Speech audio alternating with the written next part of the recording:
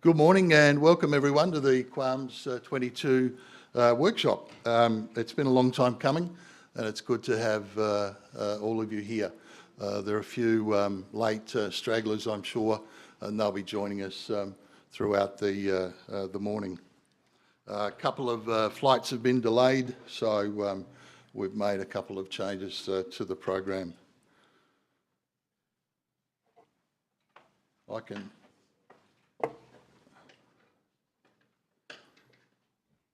Thank you.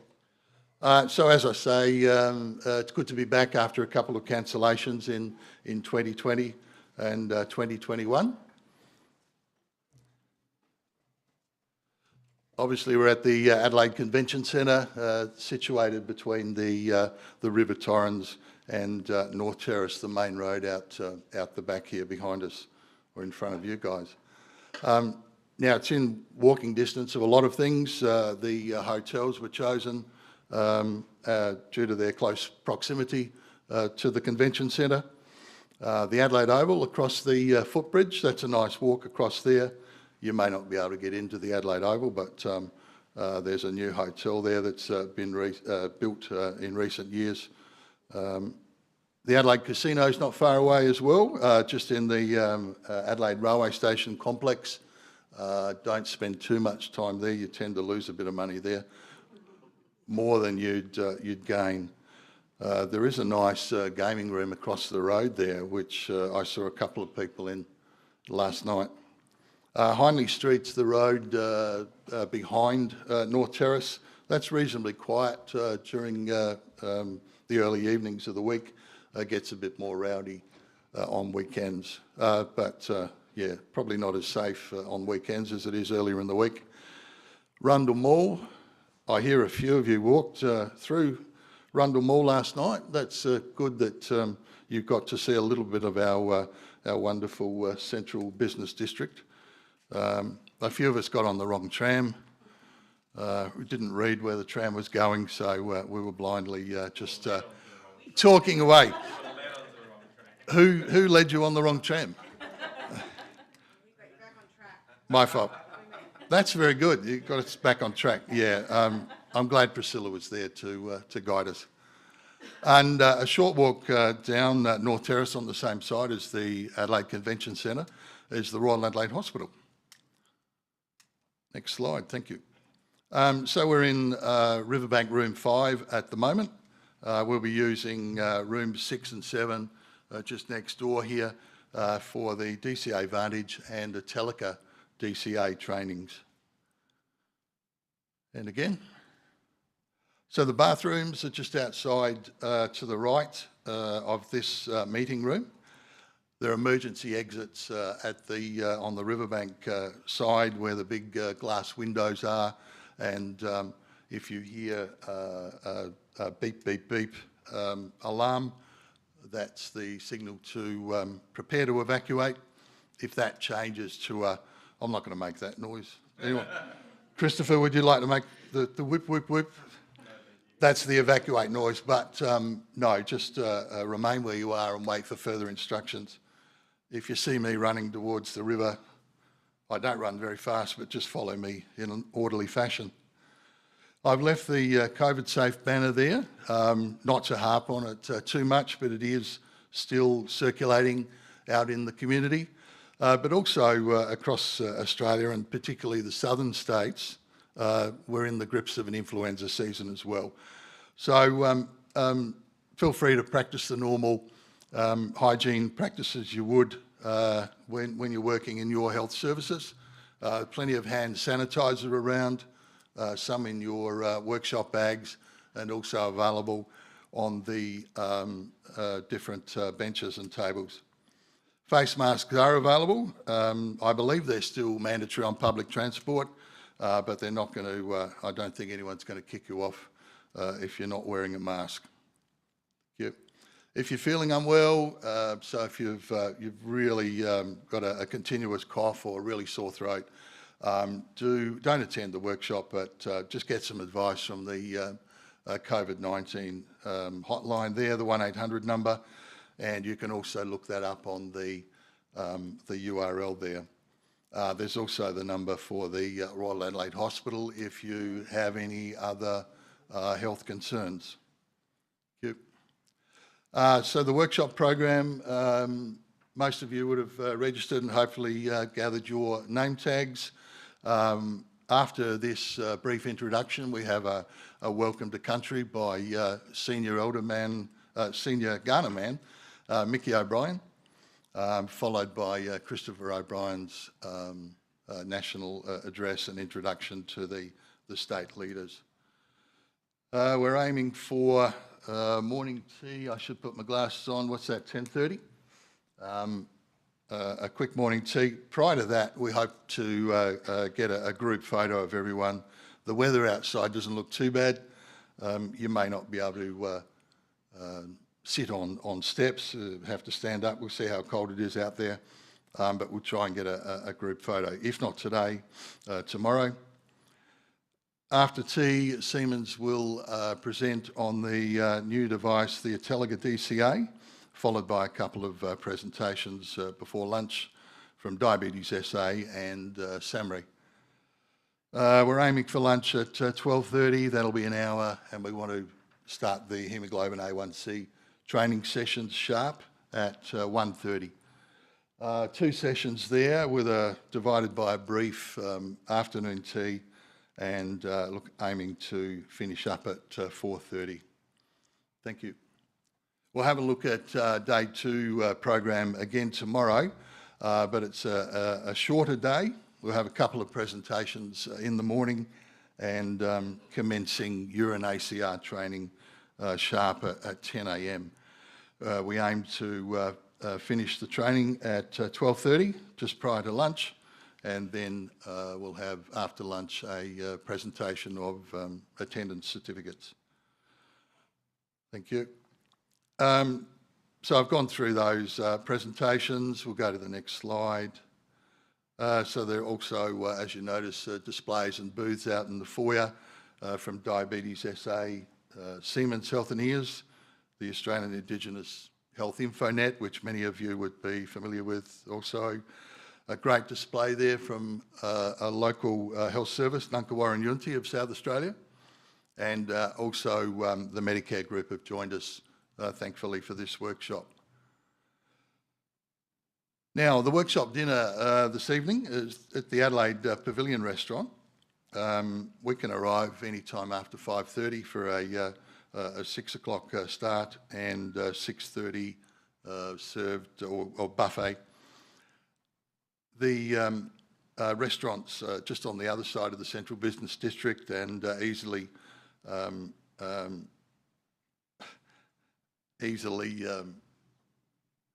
available on the Glenelg tram and not the Botanic Gardens tram. We'll make sure we turn the corner this time. It's only about a 10-15 minute ride, and the service is free. Once again, feel free to wear face masks this evening. We'll have 2 or 3 individuals to help guide the groups on the tram and get off at the right stop. As I say, it's only a 10-15 minute ride. Photos have been a long-standing tradition with the workshops over the years. There's a big collection of photographs of workshops going back to last century, 1999. If there's anyone that hasn't given permission to have their photo taken, please let us know. We will be asking beforehand, and we do respect your choice.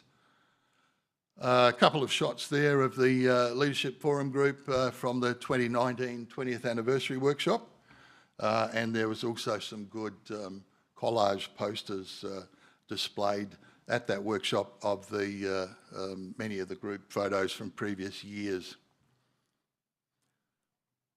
The 20th anniversary cake pictured there. I'm not sure we have any left. I'm not sure if there's any in the fridge at work, but if you missed out on a piece, well, yeah, come and see us. We might be able to do something. That's a joke, sorry. Not a very good one. And a good group photo there on the steps outside on the river side. I think that's it. I know the yarning circle was in full use this morning. It was good to see just down behind the coffee machine off to the left outside the meeting room doors. A great place to connect with people from the health services around the country. It was great to see the Leadership Forum members yesterday greeting each other warmly for the first time that most of them had seen each other for over 2 years. I'd like to now introduce Senior Kaurna man Mickey O'Brien to perform a welcome to country for us. Thank you, Mickey.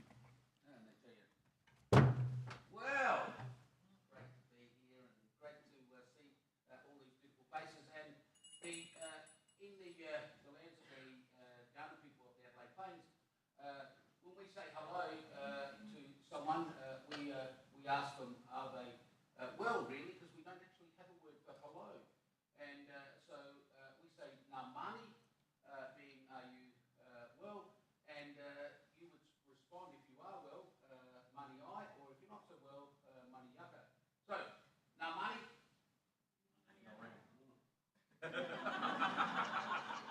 You fellas need to wake up, eh?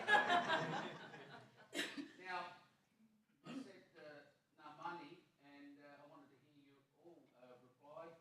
So, namani? Namani. Beautiful. Now, what's interesting about the language is sometimes it can be literal, sometimes it can be very descriptive. And what I've really asked you in our language is, are you fat? And most of you said you are fat. Isn't that great?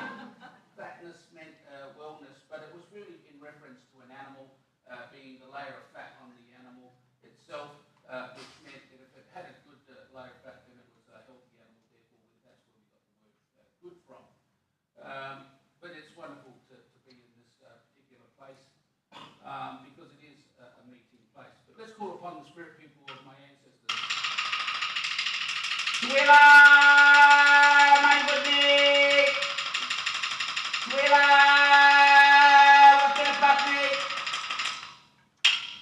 So my gana piko makalankla marwachanga gana mina na mani kuriki na rika matunarcha na wangadi mani kudi gani yatana irandi yata kara wera para tanandanga yacha parana pamupambaya. So welcome to the lands of the Kaurna people. Today we meet alongside the Red Gum Forest River, being the River Torrens.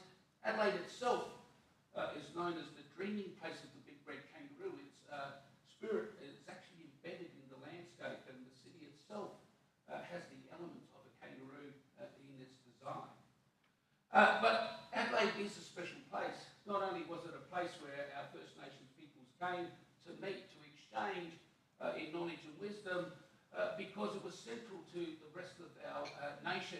And we had a word that was recorded called Bumba-Bumbaya. Bumba-Bumbaya means a conference, and Adelaide is known as these days as the conference capital. It's also become the festival capital, and because this place was always a gathering place, a meeting place where dance and knowledge and wisdom was always exchanged here.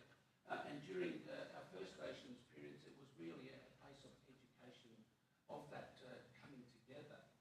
And so we've always welcomed people to our nations, and largely because it's the opportunity to exchange in knowledge and wisdom.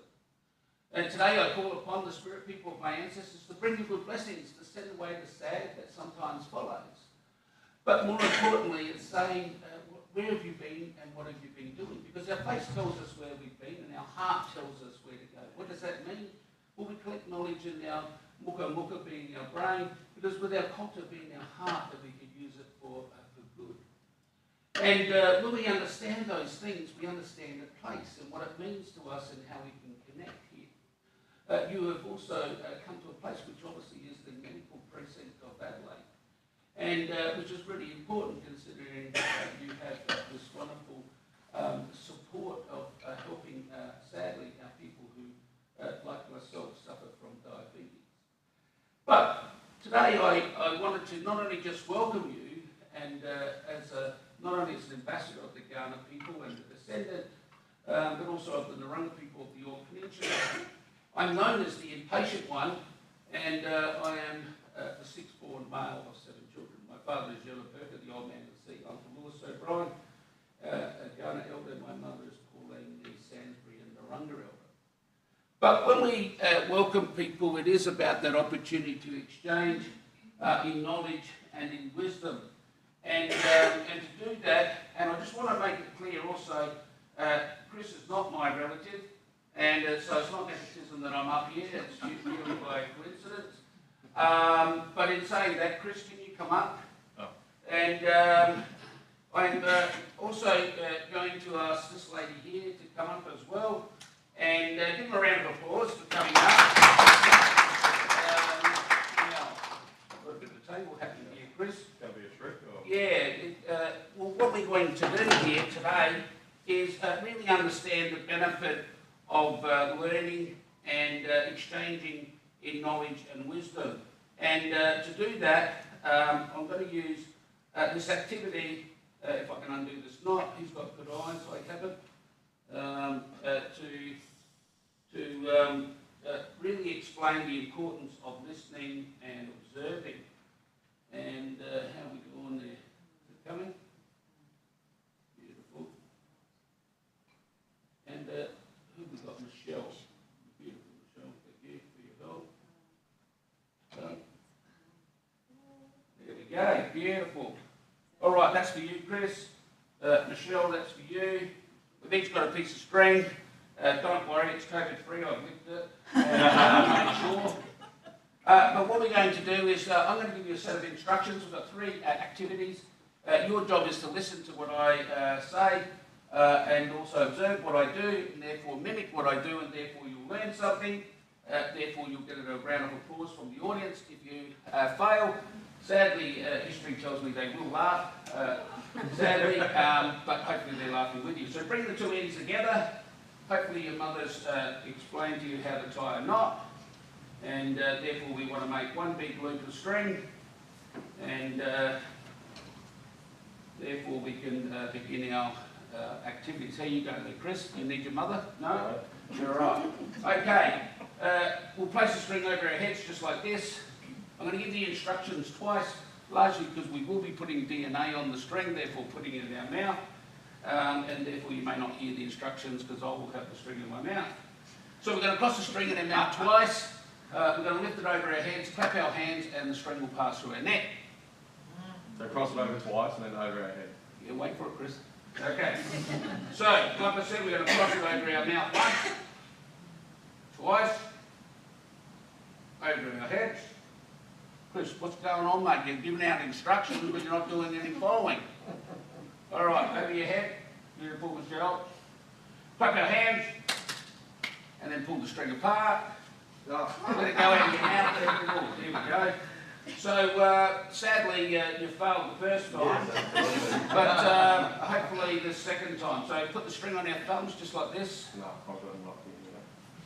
Chris, I'm not in the latex here. All right. Oh my gosh, Chris. There we go. All right. So put the string over the back of the head like we needed it to be. Get our right pinky, come over to the left, pull the string back to the right. Get our left pinky, come over to the right, pull the string back to the left. Therefore, we get a little bit of an Eiffel Tower so that, yeah, not quite a shot. But, I'll go first. This one is a little bit more dangerous. The idea is we pull our hands rapidly apart. The string will pass through the neck and come from the back to the front. Michelle, so we're going to go like this. Oh, hang on, I'll make a mistake myself. Here we go. Like this, so we go like this. Oh, no, made a mistake myself. Oh God, I've forgotten myself. Here we go. There we go. Okay. Here we go. There we go. Your turn. I'm going to strangle myself, aren't I? Yes. Michelle. No. Here we go. All right, so this last one, we're going to hold the string just like this. Going to make a little loop inside a big loop. Here we go. Put it in our mouth again, more DNA. Get our right pointing finger, come under the big loop, into the little loop. Get the string on the left, wrap around the finger once, twice. Put our finger on our muddler, being our nose, and therefore we can pass the string through. If you get, no.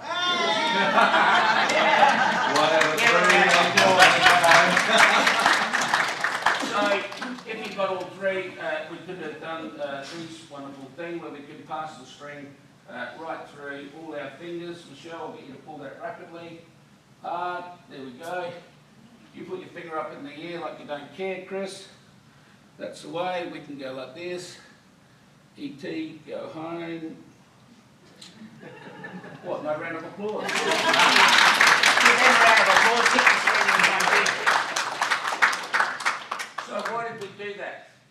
Well, ideally, to really demonstrate the value of listening and observing, because as our people were tested when Fred Hollows was visiting our remote communities and his wife Gabby, they found that our observation was 4 times greater than the average person.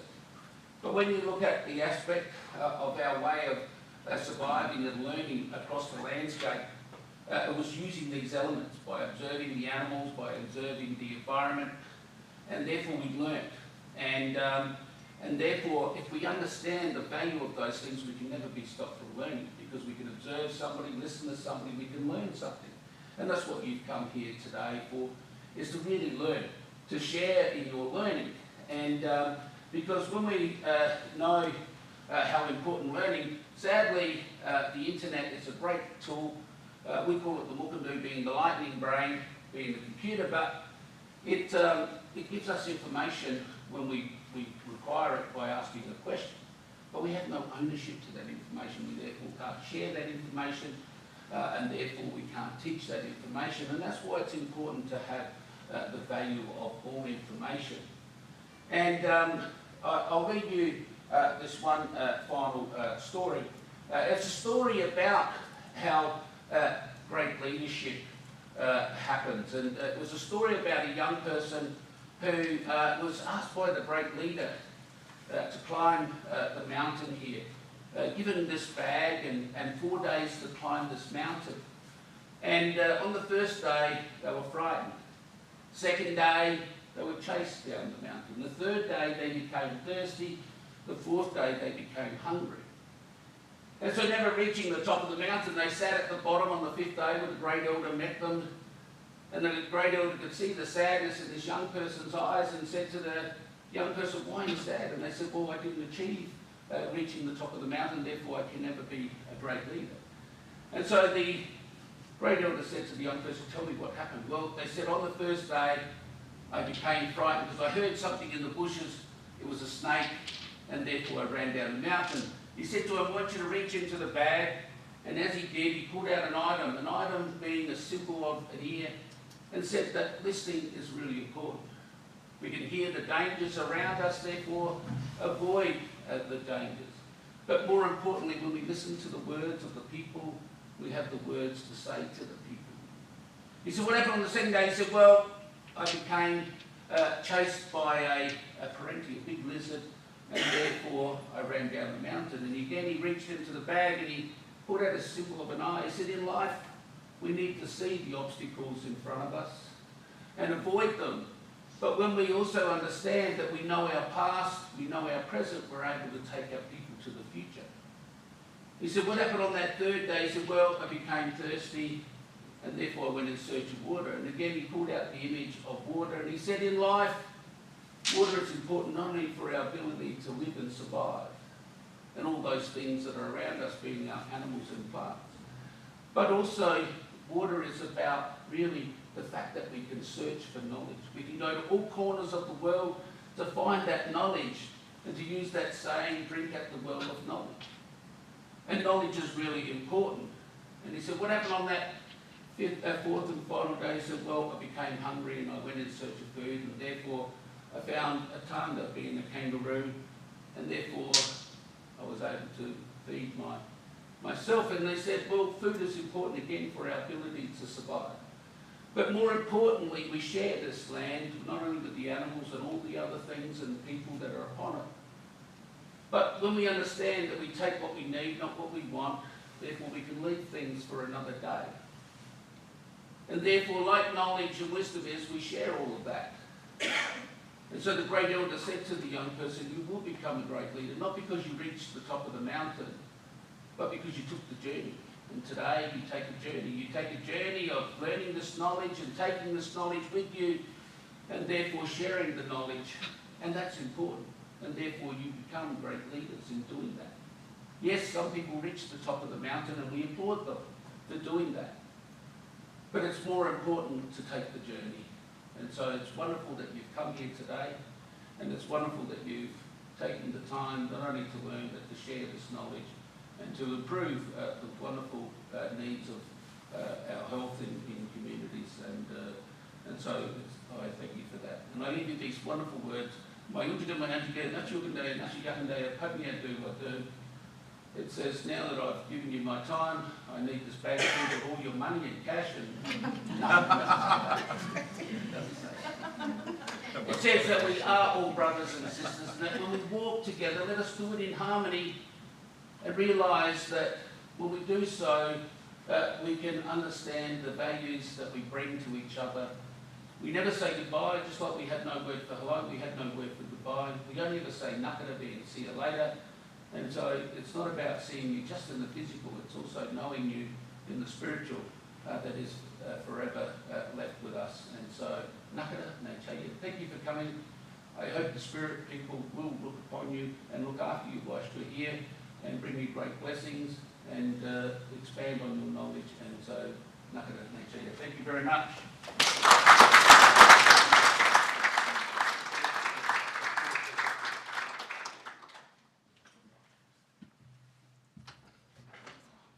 Thank you, Mickey O'Brien. Very good, relevant excuse me, message there. The learning and teaching process here at the workshop isn't just a one-way process. We're all here to learn from each other.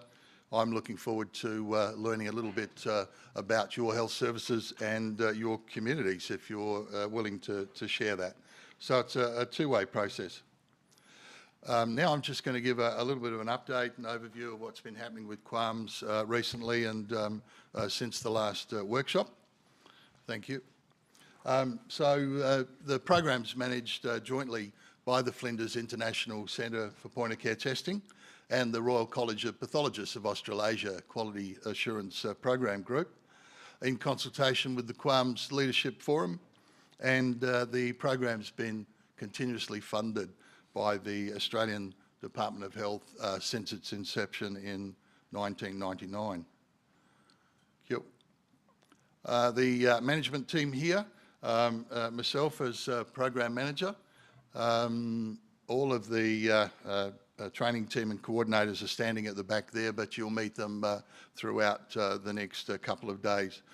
So we've got Tamika, who looks after New South Wales and Western Australia. I won't ask them to come down the front. Isabel and Paulina share the Queensland, Victoria and Tasmania coordinator roles, and Ellen looks after Northern Territory and South Australia. Now, Andrea, you would have met her out on the registration desk this morning. I don't think she's in the meeting room at the moment. No, she's done a great job helping us prepare for the workshop. Thank you. So the RCPA QAP group, very lucky to have Peter Graham, Samantha Shepherd and Diana Tran join us for the workshop, and they'll be helping in the 2 training rooms. The QAAMS Leadership Forum, I won't say too much about that. Christopher O'Brien will do an introduction to the Leaders Forum in his national address shortly. The next slide. Also, we're lucky to have Medicare staff here from the Department of Human Services. Pam actually couldn't make it. She was called away to another commitment this week. But we have Patricia out there on the table, and Joshua was helping set up yesterday. Hopefully he'll be here today. Next slide. The Siemens Healthineers team.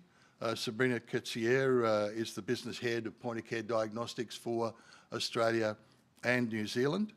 And we're lucky enough to have Michelle Zurich here as a product specialist who'll be helping out in the Atelica DCA training room. Thank you. So what's happened since the last workshop? Well, we had 2 cancellations, obviously. Immediately after the 20th anniversary workshop, preparations for the 2020 workshop commenced. There's a lot of work that goes into preparing for these workshops in the background, and thankfully Anne Shepherd's looked after a lot of that in recent years. The bookings for venues, for dinners, all these agreements and bookings have to be placed into a contract with our Flinders University, just to keep them on record. At any time, we have over 200 devices placed around the nation, and it's still the largest national point-of-care testing field network in Australia. Thank you. Yes, it's all about quality. Hopefully you're not sick of hearing that term, but it is the foundation of the QAAMS program. Quality is the foundation of any program, whether it be point-of-care testing, pathology laboratory testing, manufacturing. The idea is to create the best quality product at the end of the process. So by ensuring point-of-care results are of the highest standard and providing patients or clients and clinicians with confidence in the results that they're receiving from your point-of-care devices, that obviously aids in timely treatment. I'll just go back to that one. Approximately 15,000 A1C Medicare rebate claims and 4,000 urine ACR claims per year. Next slide. That has dropped off considerably in the last 2 years for obvious reasons, with health service closures, with staff illness and clients being locked down and not being enabled to get to their health services for monitoring. The Atelica DCA is being launched this year. There was an evaluation done in the second half of 2021, which involved a lot of work comparing the hemoglobin A1C results with laboratory results and the DCA Vantage. In May this year, we managed to roll out 23 devices. 3 or 4 of those are being put into use in the Northern Territory, Alice Springs area. So we hope to get some feedback from the diabetes educators using those mobile devices in coming weeks and months. There's been a lot of work on training resource development, updating from the, duplicating the DCA Vantage training resources. You'll see some A4 posters in the training rooms today.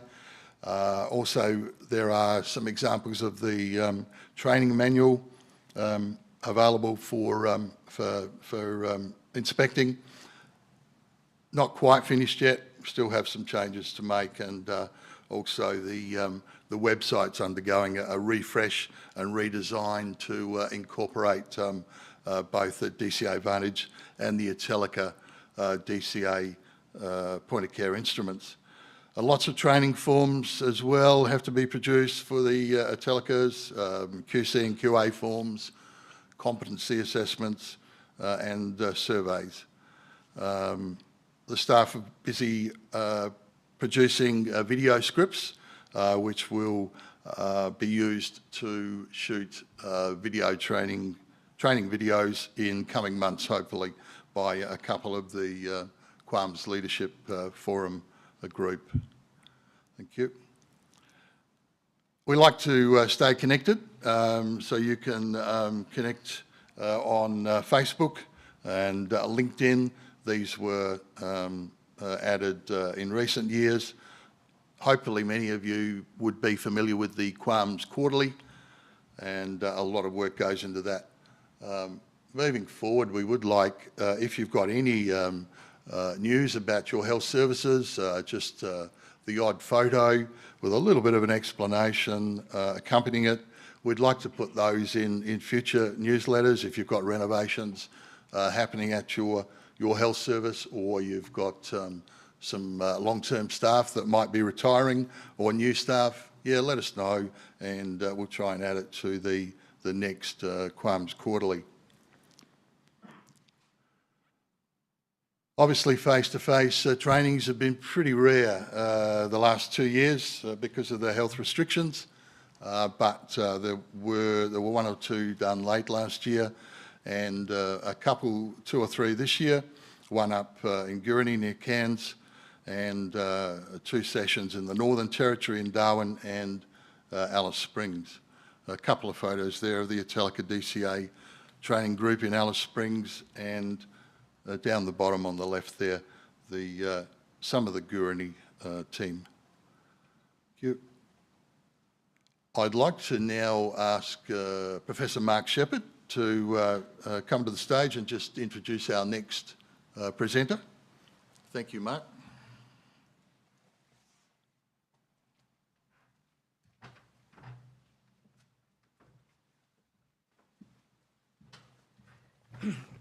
Thanks very much, Grant. It's really good to be back having workshops as part of the annual QAAMS calendar of events.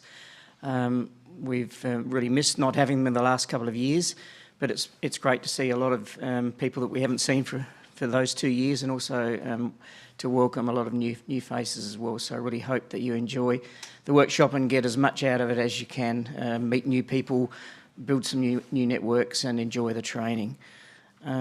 It's my pleasure to introduce Christopher O'Brien, and we were just talking out the front there, Christopher. We first met in 2007 at the Alice Springs workshop, and then Christopher we commenced the QAAMS Leaders Forum in 2008, and the following year Christopher became the New South Wales leader, and then 1 year later in 2010 he became the national leader as well as the New South Wales leader. And I think we couldn't have asked for anything more from Christopher in terms of his commitment and dedication to the program, and just being a wonderful ambassador, always prepared to talk about QAAMS in a positive manner to governments, to all sorts of health politicians. And so, I mean, Christopher's just been a wonderful person to have involved in the QAAMS program over all of these years. I think you mentioned yesterday 17 years total involvement in QAAMS. And since 2010, the national leader as well as the New South Wales leader. So it gives me great pleasure to introduce Christopher to the stage to give an update on and introduce to you the QAAMS Leadership Forum as it stands at the moment. And thank you again, Christopher, from my perspective and from the whole of the QAAMS management team for all of the work that you've put in over all of the years. It's just been an inspiration for all of us, and you've always been constructive, had lots of ideas, you know, as I said, been really positive and a great ambassador overall for the program. So welcome, Christopher. Thank you.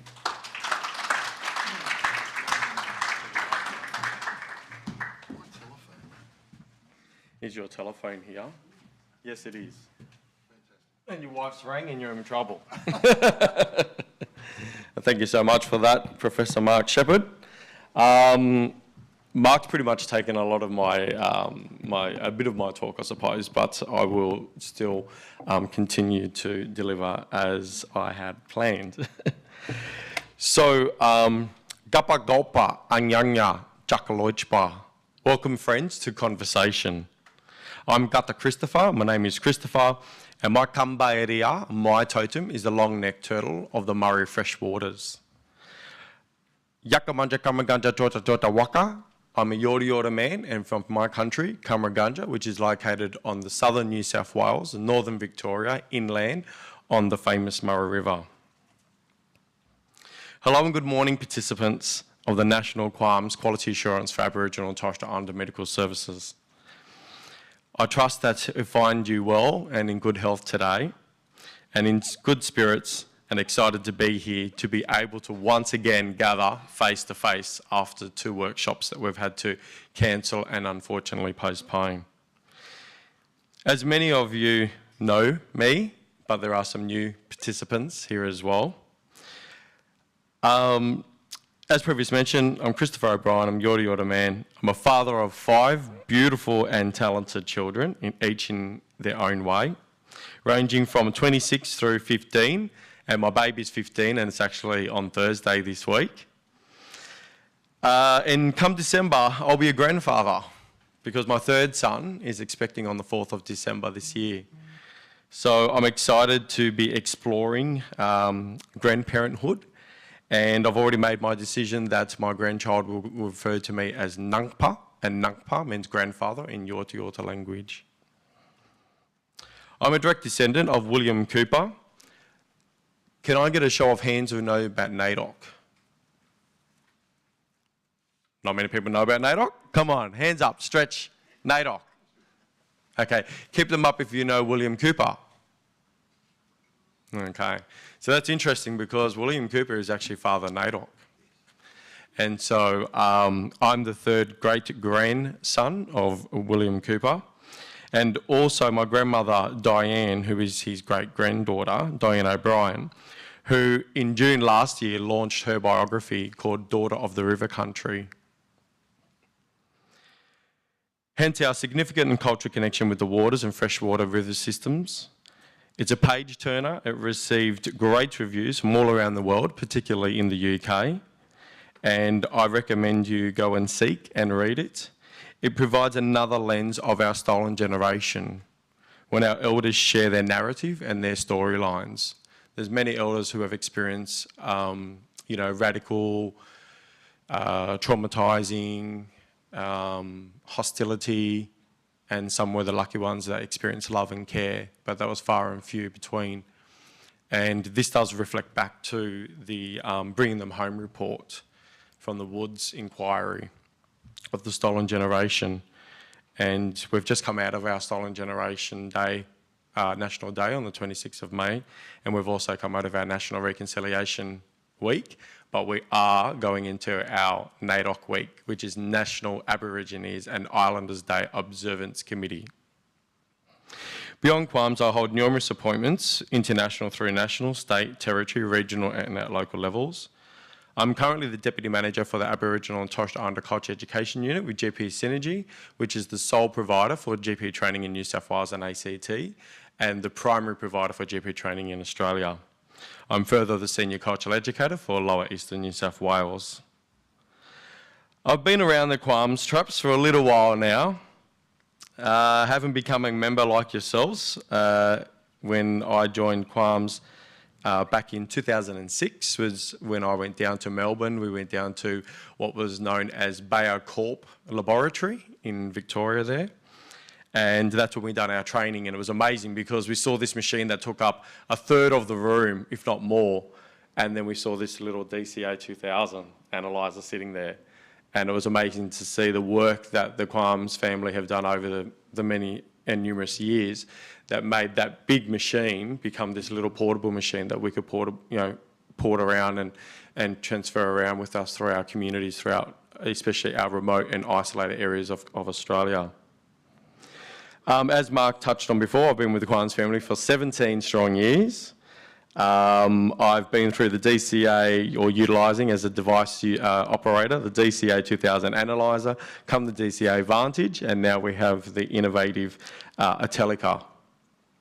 Thanks to the amazing Siemens Health and Ears team who are continuously improving the way we do things in QAAMS program delivery, and the wonderful supportive and services to our First Nations collective communities.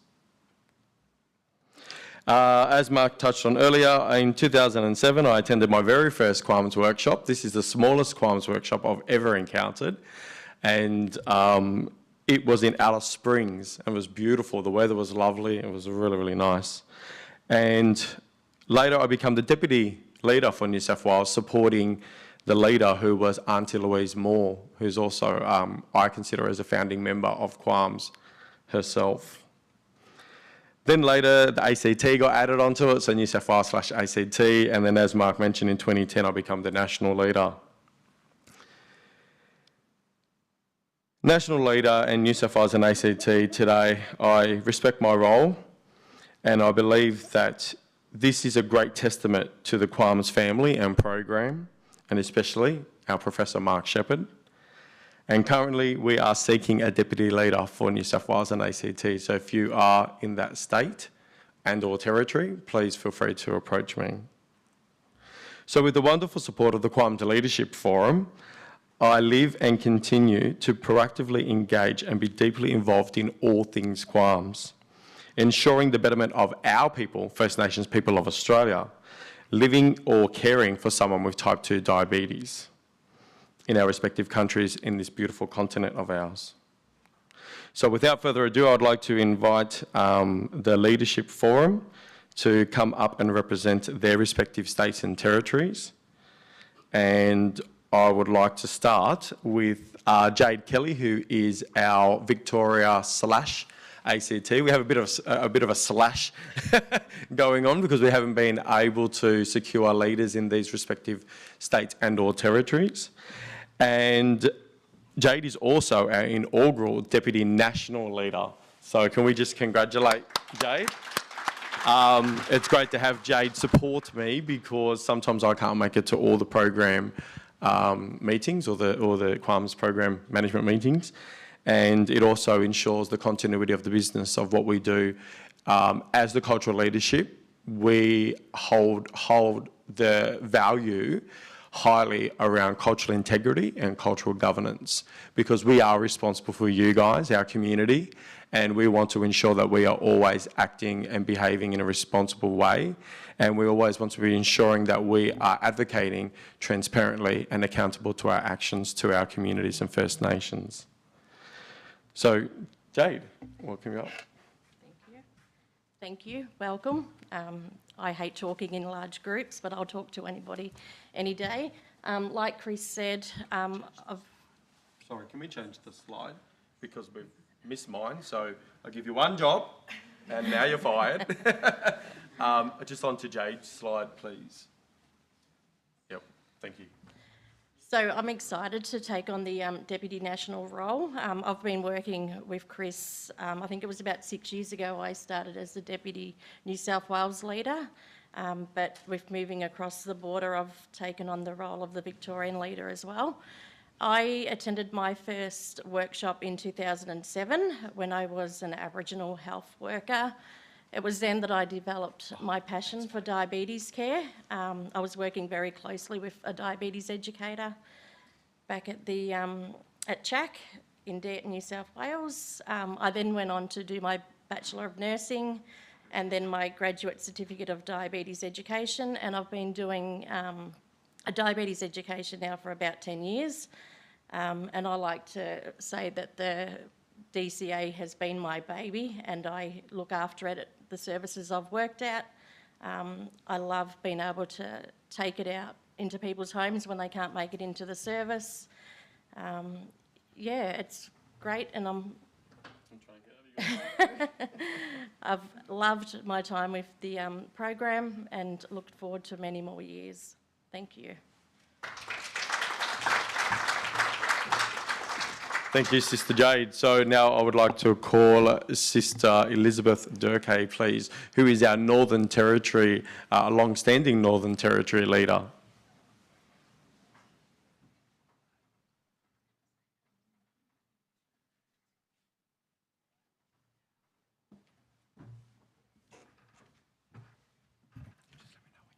Yeah.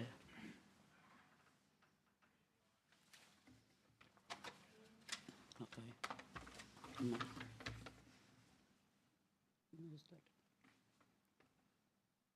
Yeah, good morning, everyone. Good morning, Bookmark. My name is Elizabeth, and I'm from Melkawa Island in Northeast Arnhem Land. And I've been in this QAAMS leader for 6 years,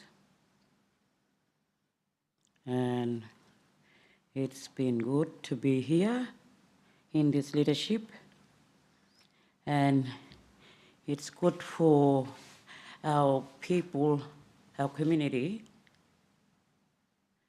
to deliver the health service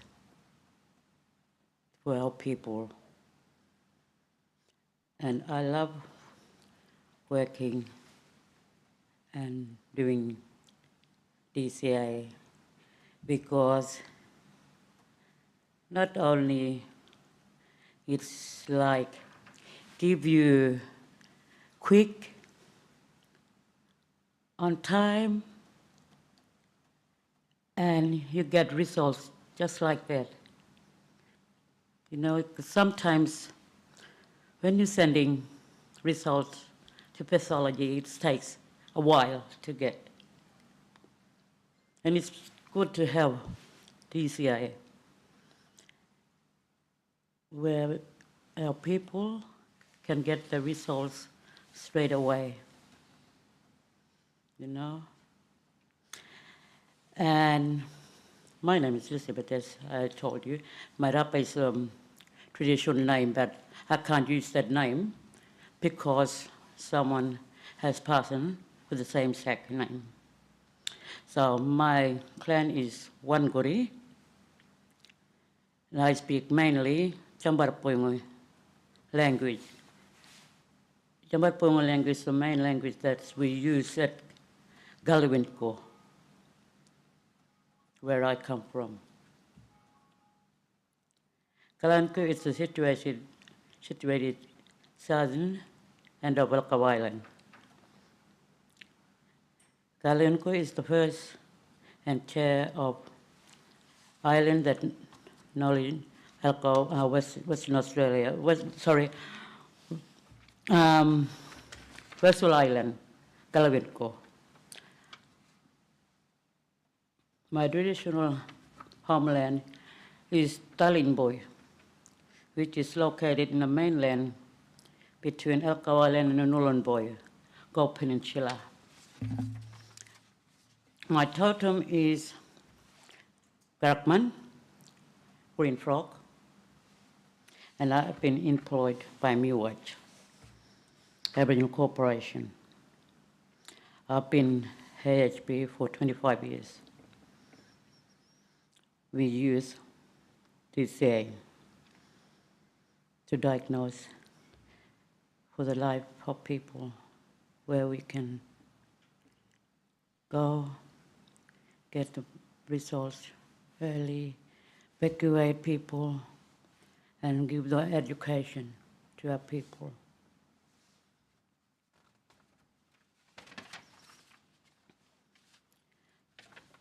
It's very hard, you know, with people going away, and they don't know. Sometimes it takes a while for our result to come back, but as I said, DCA is a good technology and good to be there in the front where we can get the results on time and evacuate our people, educate our people. It's very good. And it's about our culture, about our identity, our relationship, our kinship, how we're related to each other, the connection that we get from different angles. Thank you. Thank you, Sister Elizabeth. Next we have our Western Australia leader, who is Helen Edwards, and unfortunately Helen's been called away for professional development, so she sends her apologies. And we also have, unfortunately, the Deputy Leader for Western Australia, Robin Wilcock, who had to forward her apologies as well. Just to let you know, we are looking for a Deputy Leader for Northern Territory to support Sister Elizabeth. So if you're from Northern Territory and you're interested in being a Deputy Leader and joining the QAAMS Leadership Forum and QAAMS family, please feel free to speak to either Elizabeth or myself. Next, I would like to welcome up Sister Anne-Marie Mitchell, who is our Queensland leader.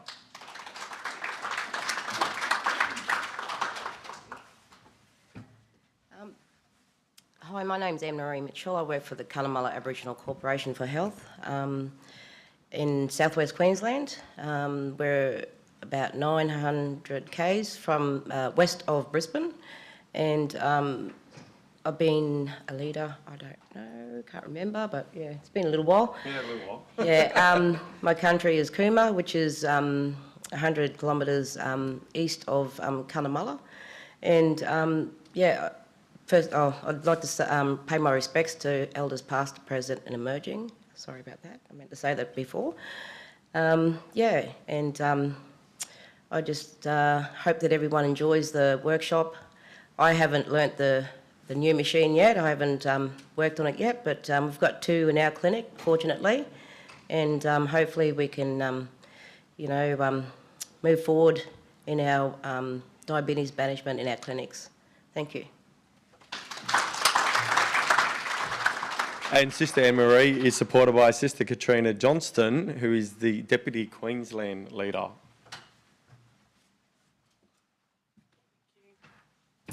Hello everyone, my name's Katrina. Like I said, like Chris just said, I'm the deputy leader. We are looking for a few deputies at the moment, so as one of those, I would encourage any of you to put your hand up and support. It's like Chris said and everyone else, it is a family. It's an amazing program to get behind, so have a talk to those leaders in your states and really think about putting your hand up. I work for Gundia Aboriginal and Torres Strait Islander Health Service. We've got 3 sites and a mobile site at the moment. I originally started off in aged care, moved through doing my Aboriginal health worker training, and now as a clinic manager in our service. I am located in Oakey, but I'm originally from Central Queensland, Theodore, and I'm part of the Woolly Woolly Waka Waka Nations out there. My totem is the tawny frogmouth owl, and I'd just like to welcome you all, and like I said, if you're seriously thinking about becoming part of this family, talk to your leaders. Thank you. Thank you, Katrina. And next I'd like to welcome up Sister Priscilla Elmdorp, who is the leader for where we are today on country in South Australia.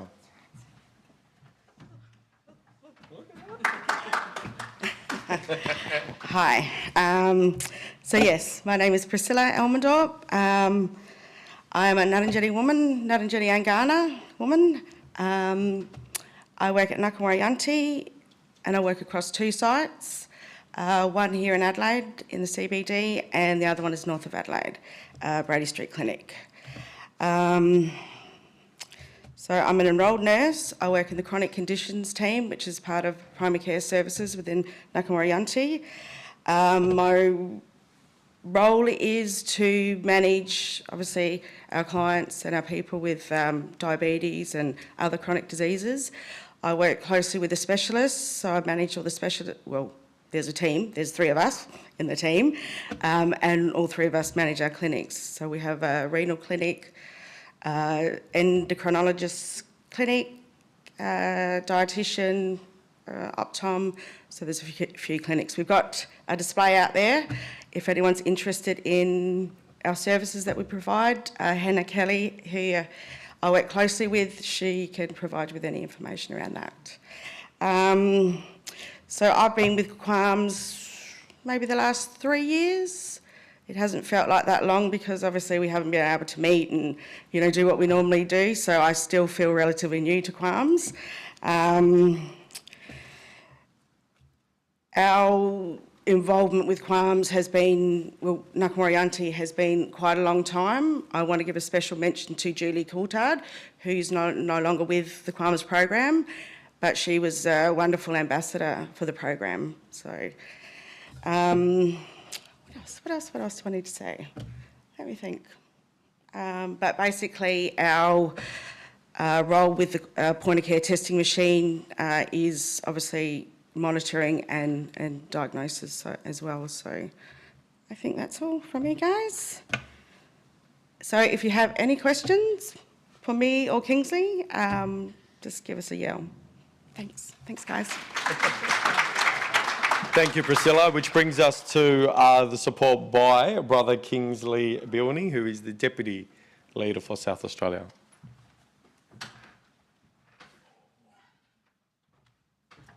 Hello everyone, welcome. My name's Kingsley Bilney. I work with Port Lincoln Aboriginal Health Service. I've been there for about 8 years now. Obviously taken over a deputy role from Jerome, who had taken it over from Uncle Baz, who was a big part of this family. So yeah, just like Sister Priscilla said, if you're interested in joining us, let Brother Chris know, and yeah, thank you. Thank you, Kingsley. And Kingsley did touch on Uncle Tony Burgoyne, who's also another founding member that I consider of the QAAMS program. So we also have been for the last nearly 24 months now trying to seek a Torres Strait Islander leader.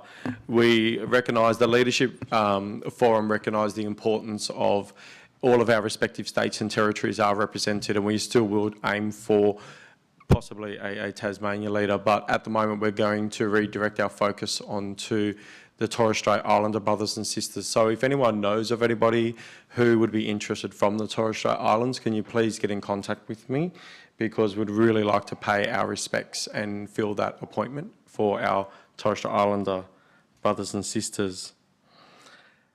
So without furthermore, thank you everyone for coming. We hope that you enjoy the QAAMS experience as much as we do, and we wish you a great workshop over the next couple of days.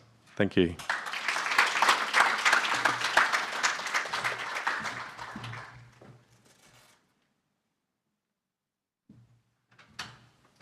Thank you, Christopher, and the QAAMS Leadership Forum. We have some time up our sleeve, but we want to try and get a group photo just before morning tea at 10:30. So we should be able to fit that in. And then we'll come back and reconvene at 11. Thank you.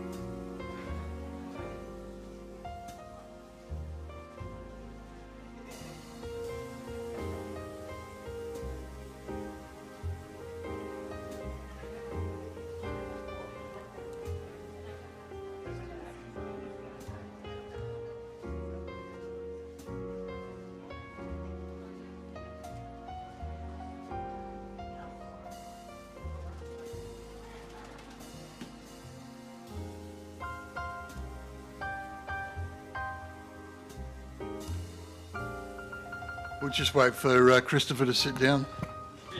Thank you.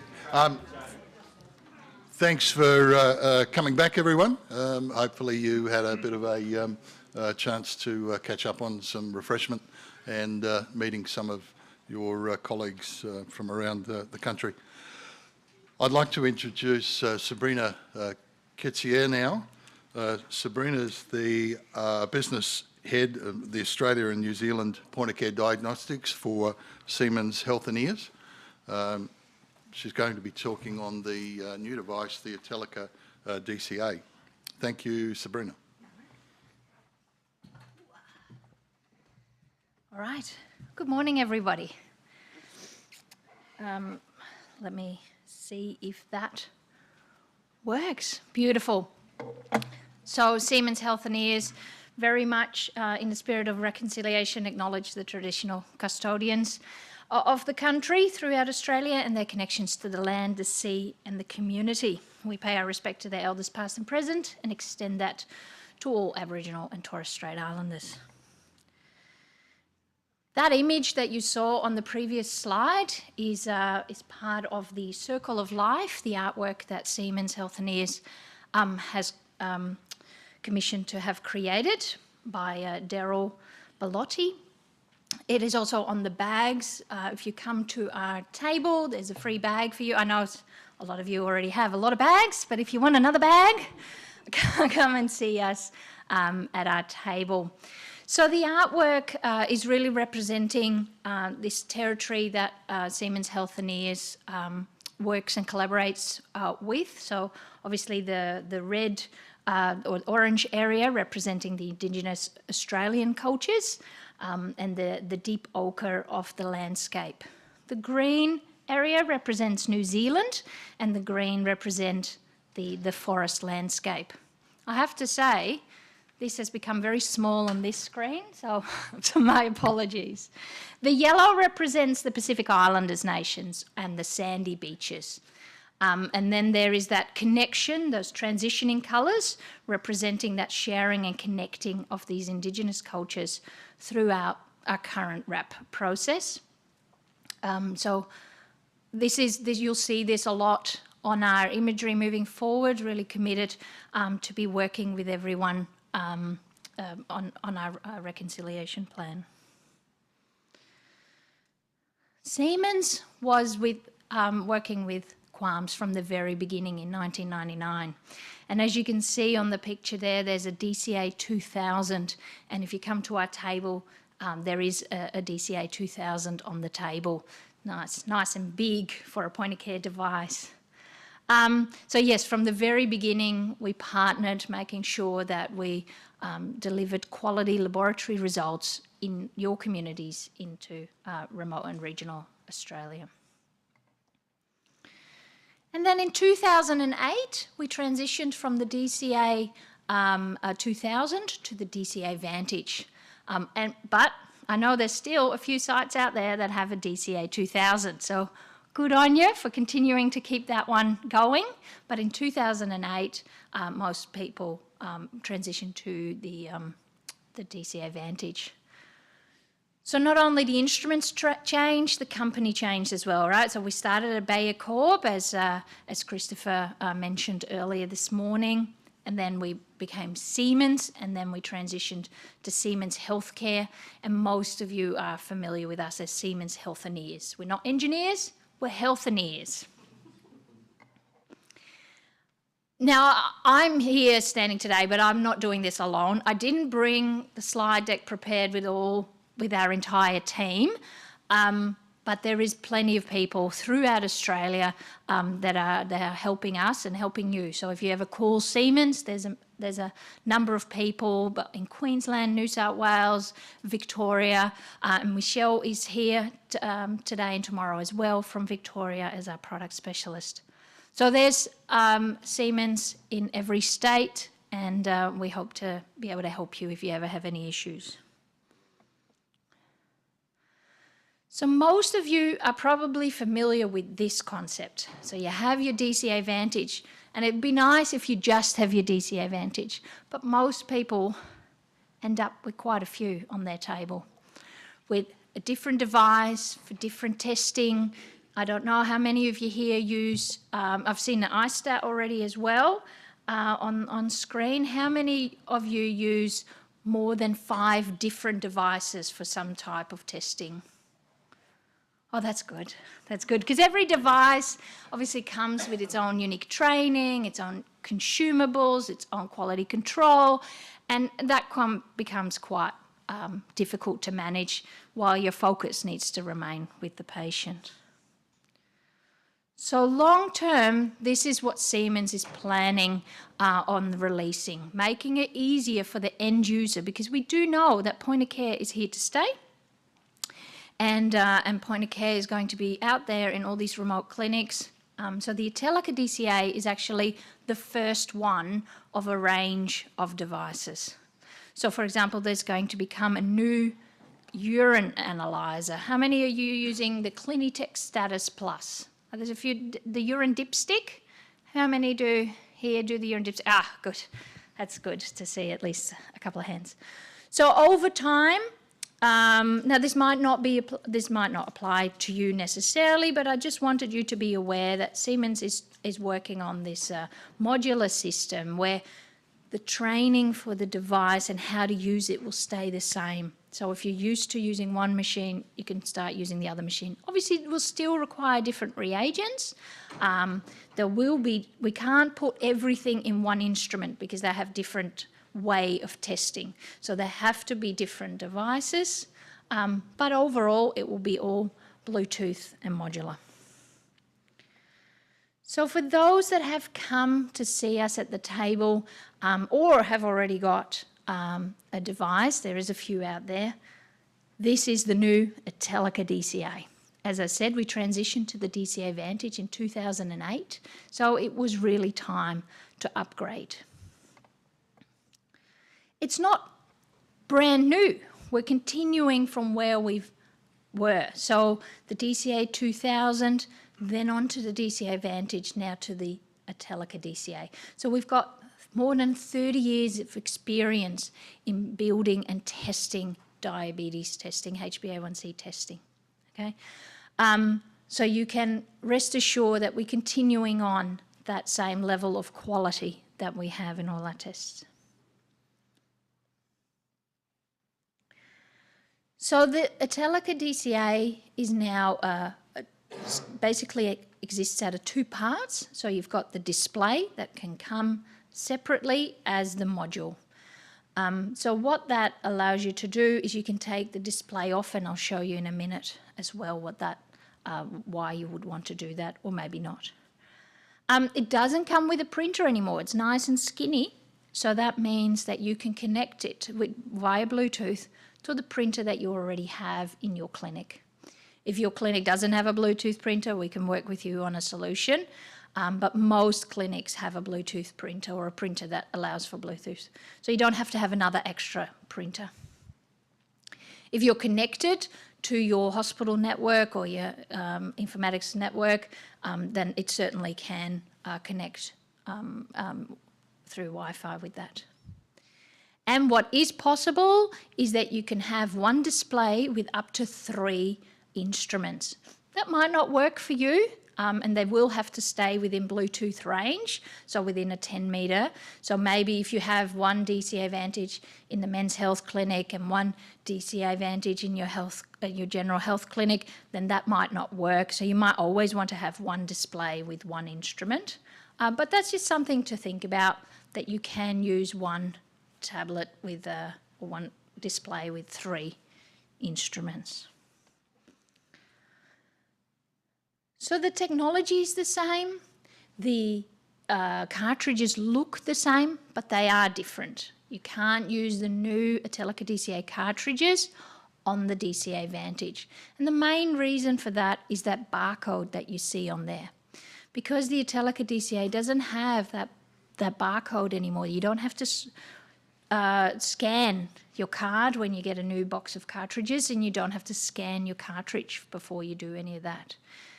You basically get the sample together and pop it in like you would normally do your normal testing, and it will scan that barcode and will know everything. So same 1 microlitre of blood in that same sample holder, same sort of sample type, whole blood, so capillary or via an EDTA. Test time, 4 minutes. So that shaves off 2 minutes of your current existing time. The cartridges can stay out in room temperature, just like your current DCA Advantage cartridges, but a little bit shorter, so 8 weeks instead of 3 months. And same process, not affected by hemolysis, hemoglobin variants, carbamylated hemoglobin or labile hemoglobin. So the ACR cartridges, they stay the same look and feel, but because of that barcode, again, you can't use the new cartridges on your DCA Advantage and vice versa. So we'll work with you if you have one DCA Advantage in your clinic. Obviously, it's easier to change over because you've got one set of reagents. You stop using that, you go over your new set of reagents. But if you have 2 or 3 or 4 DCA Advantages at your site, we'll work with you and with QAAMS to make sure that that transition is smooth for your site.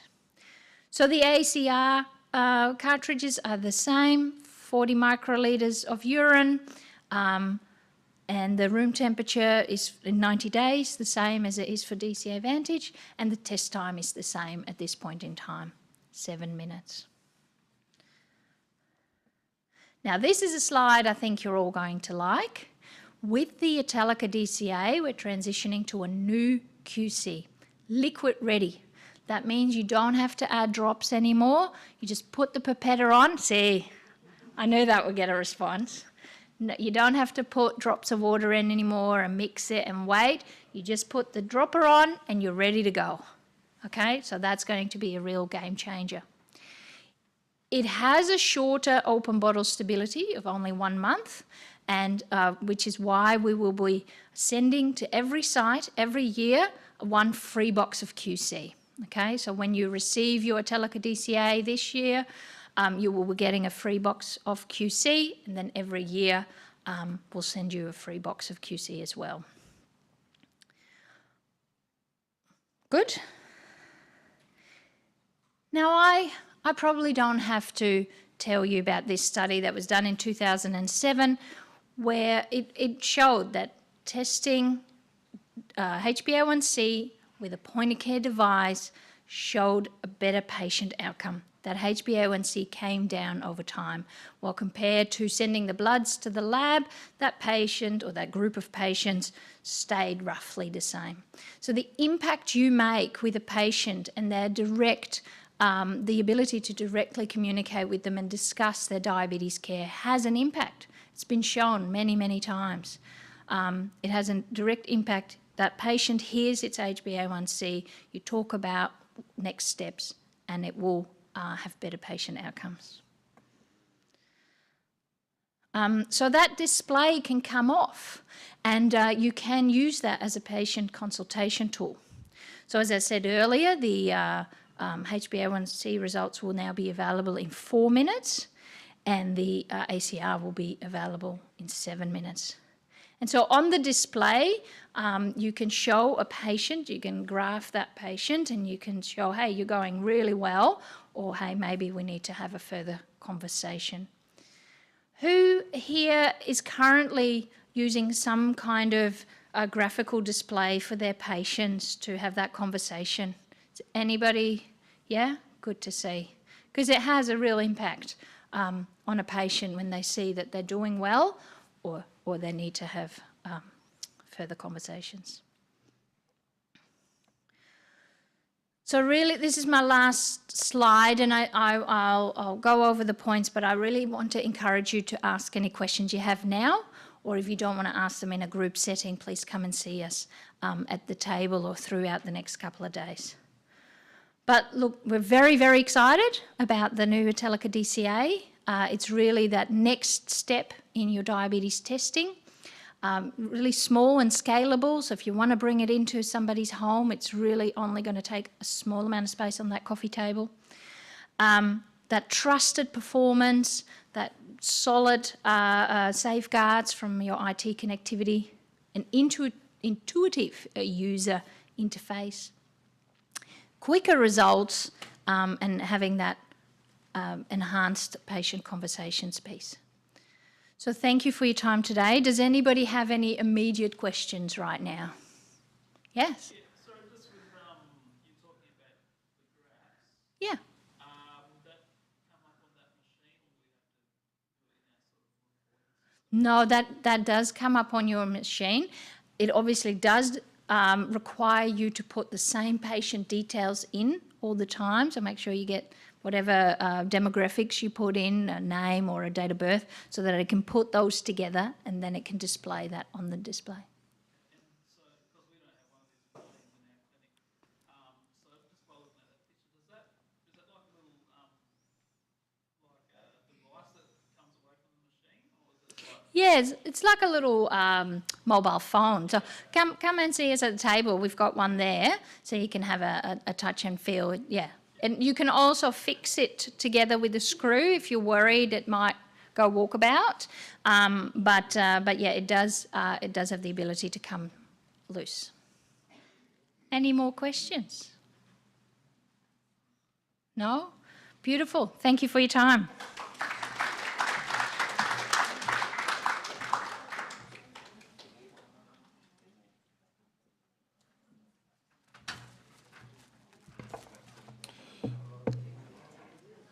Thank you, everyone. Thank you, Sabrina. We're running a little bit ahead of time. I don't think that matters. We'll get a little bit of a longer lunch break in between. I'd like to welcome Jude Barrow to the front. Jude's a credentialed diabetes educator for Diabetes SA. Jude will be speaking on some of the functions of Diabetes SA, including the National Diabetes Services Scheme. Thank you, Jude.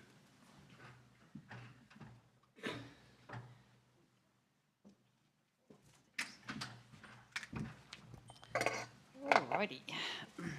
Make sure I can drive the technology. Hi everyone, thanks for having me today. Yes, as Grant said, I'm Jude from Diabetes SA and I'm a credentialed diabetes educator. I'm here today in place of our Aboriginal Torres Strait Islander project officer by the name of Pamela, as she's enjoying a blissful holiday in the Northern Territory. So you have me instead. Alrighty, let's see if I can make this go. Alrighty, before I start, I'd like to, on the behalf of Diabetes SA, acknowledge this land that we meet on today as the traditional lands for the Kaurna people, and that we respect their spiritual relationship with their country. Diabetes SA also acknowledges the Kaurna people as the custodians of the Adelaide region, and that their cultural heritage and beliefs are still as important to the living Kaurna people today. Diabetes SA pays respects to the cultural authority of Aboriginal and Torres Strait Islander people visiting, and to others attending the area from outside of SA and from other areas in Australia.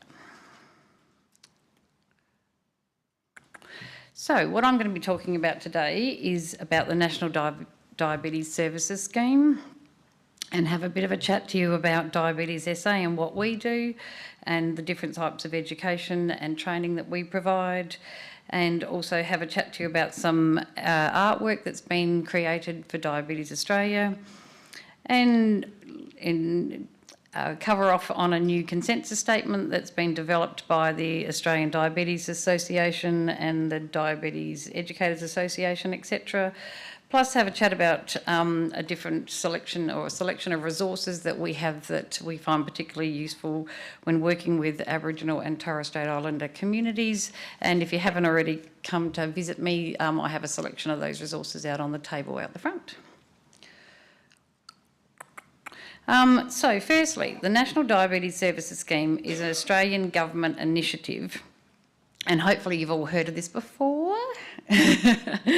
And basically means that it's some federal government funding that's in place to enable education and support for people living with diabetes. And in South Australia, it's us at Diabetes SA that provide the work for the NDSS. So as I said, the NDSS is really about encouraging people to live well that are living with diabetes by providing a range of services and resources and subsidised products, so things you might have heard of, such as blood glucose strips, etc. And registration is free with the NDSS for anyone living with diabetes as long as they have a Medicare card. And ideally, we would hope that people are registered with the NDSS at time of diagnosis, regardless of their treatment. So in other words, if someone is newly diagnosed and the GP or certifying practitioner thinks that lifestyle modifications are sufficient, then that's great, but they should still be registered with the NDSS so that then it's not just about blood glucose strips, it's also about resources and education. So yes, blood glucose strips are part of the package if people are registered with the NDSS, but the NDSS also provides other subsidised products, so CGM, which is becoming, probably you might have heard a bit more about that in the news with the CGM for All access meant to be starting from the 1st of July, so that's a bit exciting. Insulin pump consumables plus needles for insulin delivery. The NDSS also runs a national helpline, and if you come and grab a pen off of my table, then the helpline phone number is on that pen. So anyone living with diabetes or any support workers or family, anyone can call the NDSS helpline and speak to allied health professionals if you've got any queries or questions about diabetes management or essentially all things diabetes. And for anyone who calls the NDSS helpline from South Australia, then the calls come through to us at Diabetes SA, so our staff then help those people. There's also a really useful website. The NDSS has lots of resources, and some of the fact sheets that I have with me today you can download or print off from the NDSS website. And as I said, Diabetes SA administers the NDSS here in SA, so we run all the face-to-face sessions and training for people. And we do that in metro areas plus in country. So now, because the rates of diabetes are higher in Aboriginal and Torres Strait Islander people, and so the NDSS provides additional funding, as this is considered a very important priority area. So there's extra funding for Pamela in particular to be able to go out to communities and provide training and support. So she does that by travelling out to communities, and she might do one-on-one sessions. So in the pictures here you can see a couple of instances where she's been out and about, either providing something like a chat at a men's shed or a yarning group, or providing a display and an information table at community events, or you know, whatever event is happening, she's happy to attend and to help out and provide some education and support. This is just to highlight that the NDSS is a register for people living with diabetes, and the fact is that unfortunately, if people aren't registered, then they're not counted in the NDSS stats, which means that then there may not be highlighted the fact that there is a need in a particular community. So that's why we really encourage you as healthcare workers that if you're seeing people and you're able to certify or have a practitioner in your team that's able to certify people and sign them off, then please do so, because as I said, it's more than just test strips, it's also about funding for other educational or resources. And so if the government doesn't know about the people that need that help, then through that registration process, then that's not going to be highlighted as a need. And because unfortunately, for a number of reasons, Aboriginal and Torres Strait Islander people are underrepresented on the NDSS. And one of the barriers to that is the length of the form. I don't know if any of you have seen the traditional NDSS form. It's a 4-page joyous thing, which is a bit daunting. It's very straightforward. It's just really demographics and signing off, and then the certifier to sign the back section, but it is a little bit daunting. And because it is a barrier for registering Aboriginal and Torres Strait Islander people, then the form has actually been simplified. So in September last year, it was a simplified version was approved by the Department of Health. And so it's really just a 2-page form now, and you can see the more simplified version there on the left, my left. And it's not widely, or it's not actually on the NDSS website because it is purely for Aboriginal and Torres Strait Island communities. So if you would like access to that, then come and let me know, and we can make sure you have access to that. Alrighty, so the NDSS also provides information for health professionals so that you can help provide the care for your clients. So on the NDSS website, apart from being able to look for resources, you'll also find notifications for any changes that have happened, so updates with products, or if things have been added or deleted from the product supply list, if there's any programs running. And there's also lots of useful guides and handbooks, such as the one on the picture, Diabetes and Emotional Health. And there's also diabetes management and aged care handbooks, all of which you can either download, print off, or request hard copies of by getting in touch with the NDSS or us at Diabetes SA. NDSS also has resources that are specific for Aboriginal and Torres Strait Islander health professionals, and as you can see on the slide, there's a diabetes it includes some e-learning modules. And these are culturally appropriate and interactive, so it makes them a bit more interesting. And the modules include such things as foundations for diabetes information. There's also culturally appropriate resources to support people living with diabetes, interactive stories and activities, and information about the diabetes health-related complications, and some information about management strategies to help support people to live well with diabetes. So I encourage you to jump onto that website and have a little look. Alrighty, so as I said, part of the NDSS is also about supporting healthcare workers so that they can be upskilled and to be able to provide the help and the support to the clients that they're looking after. And so Pamela, as again you could see in a couple of pictures, one of those was at the Whyalla Hospital and another one was at a yarning group. She's just providing some education and training to some local healthcare professionals in those instances. And part of what we do and what Pamela does is, and you might have seen this out at the table, is the healthcare professional training in Felt Men and the Felt Mum tool. And this was developed by Diabetes Victoria and the Victorian Aboriginal Community Controlled Health Organisation.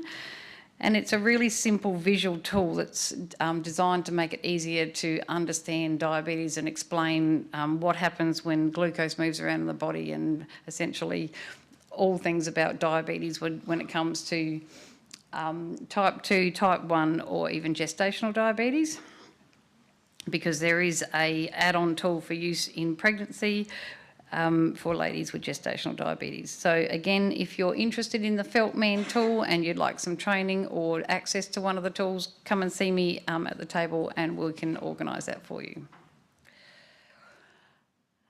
What else? So that's the NDSS. So that's separate to the work that we do at Diabetes SA. So obviously we administer the NDSS, but we also have our own services.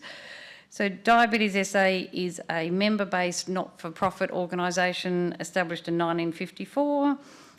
So with the NDSS it's free, but with Diabetes SA, because we are a not-for-profit member-based organisation, there is a membership for people to pay. But we offer a range of additional resources and services to people. You may have seen some of the things out on the table, and I'll talk about those soon. And essentially the vision of Diabetes SA is to empower people to live well with diabetes and to raise awareness for those at risk in South Australia with diabetes. So just quickly to talk about our team, I'm part of the health services team. And there's lots of different parts to our organisation. We have a research team as well, but health services are the team that predominantly you'll see out and about delivering education sessions and talking to people. And we're made up of accredited practicing dietitians, credentialed diabetes educators, and we've recently brought on an exercise physiologist. So we have a range of skills and expertise in our team, and like I said, we run all the NDSS sessions, and we're also here to provide support and education to anyone who reaches out, basically, anyone who asks.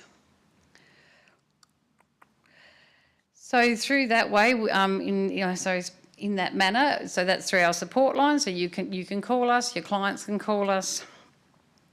We also do face-to-face consultations or telehealth consultations. They're not so popular. Most people like to actually come in and have a chat face-to-face, and I get that. Trying to explain things about blood glucose monitoring over a telehealth appointment is not easy. I don't know if any of you have had to try and do that.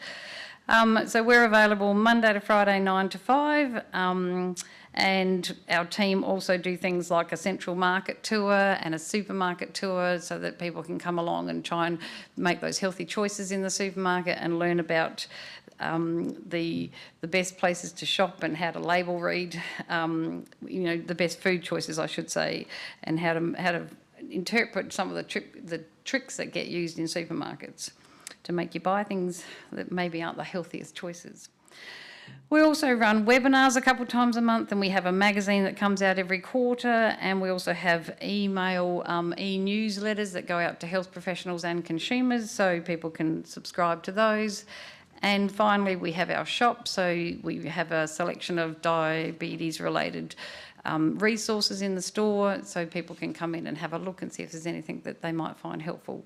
And the staff in the shop are able to troubleshoot, meter issues, do quality control on blood glucose meters. So lots of help there. And finally on this, we also run some monthly sessions that are free to our members. So we have a podiatry assessment clinic, which is run by the University of South Australia. It's students, but they're supervised by a senior clinician.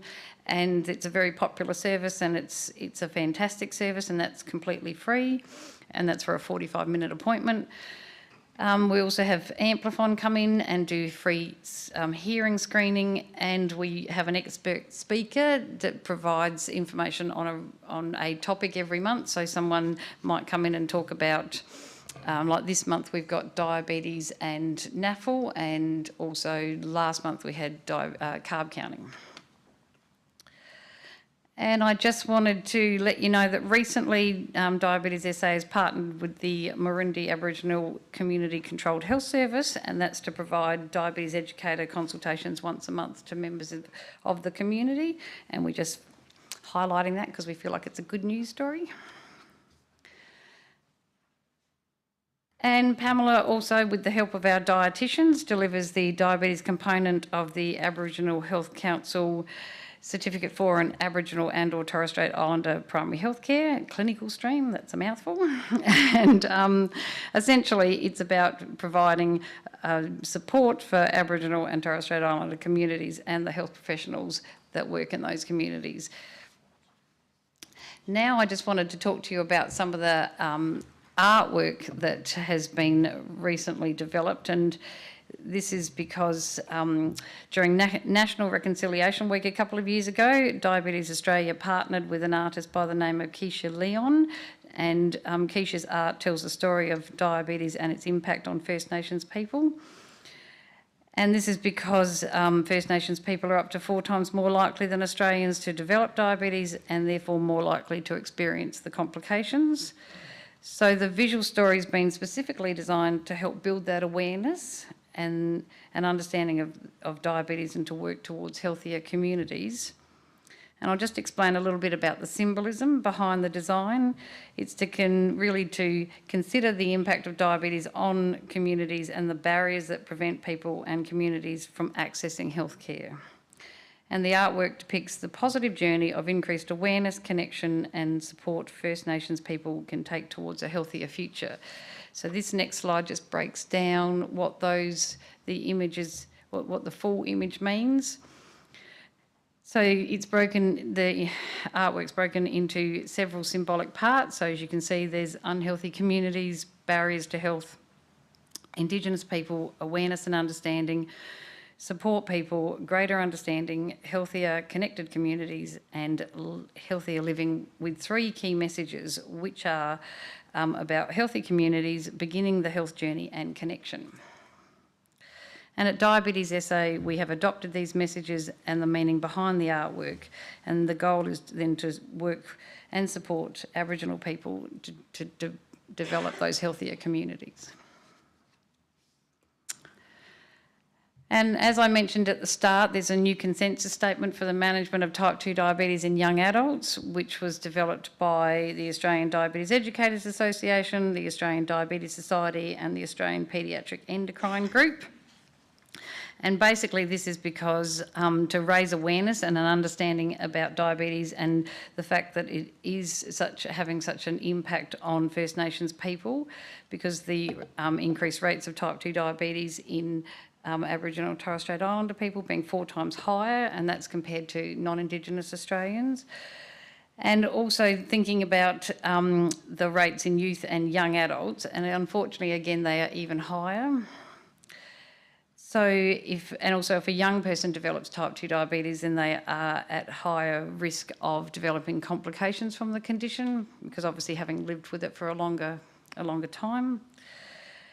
And in this consensus statement, a person of a young adult is defined as someone who's 18 to 30 years of age, but it's also the screening for type 2 diabetes is recommended for anyone from the age of 15 years.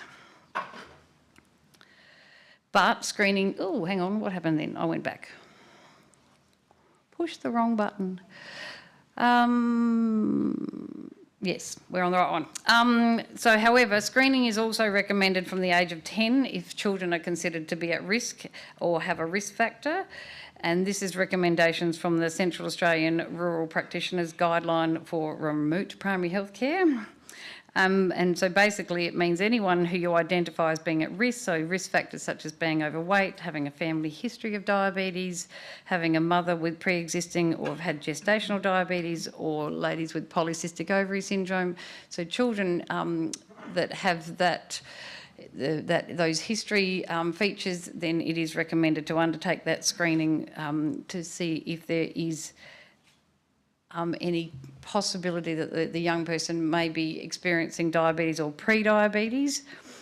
And so the consensus statement then goes on to recommend that in a finding of a case, so someone who is considered to be at high risk, to undergo a HbA1c test or a glucose tolerance test.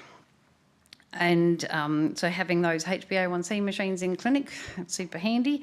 So if the A1C comes in at 5.7 or 6.4, which is the range for pre-diabetes, then the recommendation is to go on and do an oral glucose tolerance test, and that's to look for any signs of impaired glucose tolerance.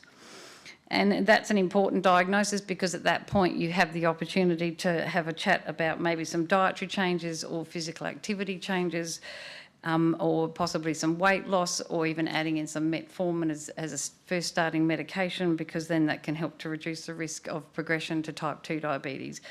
It might reduce the risk, or it may just slow the progression.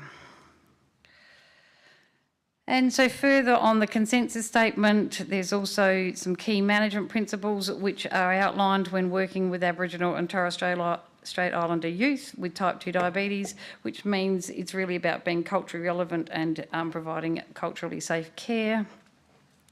And so the aim would be to try and reduce or minimise the change in healthcare providers, and also talking about the importance of looking after women because of the increase with increase in perinatal outcomes, or adverse outcomes, I should say, in pregnancy. So it's about talking to ladies about their pregnancy planning and their contraception.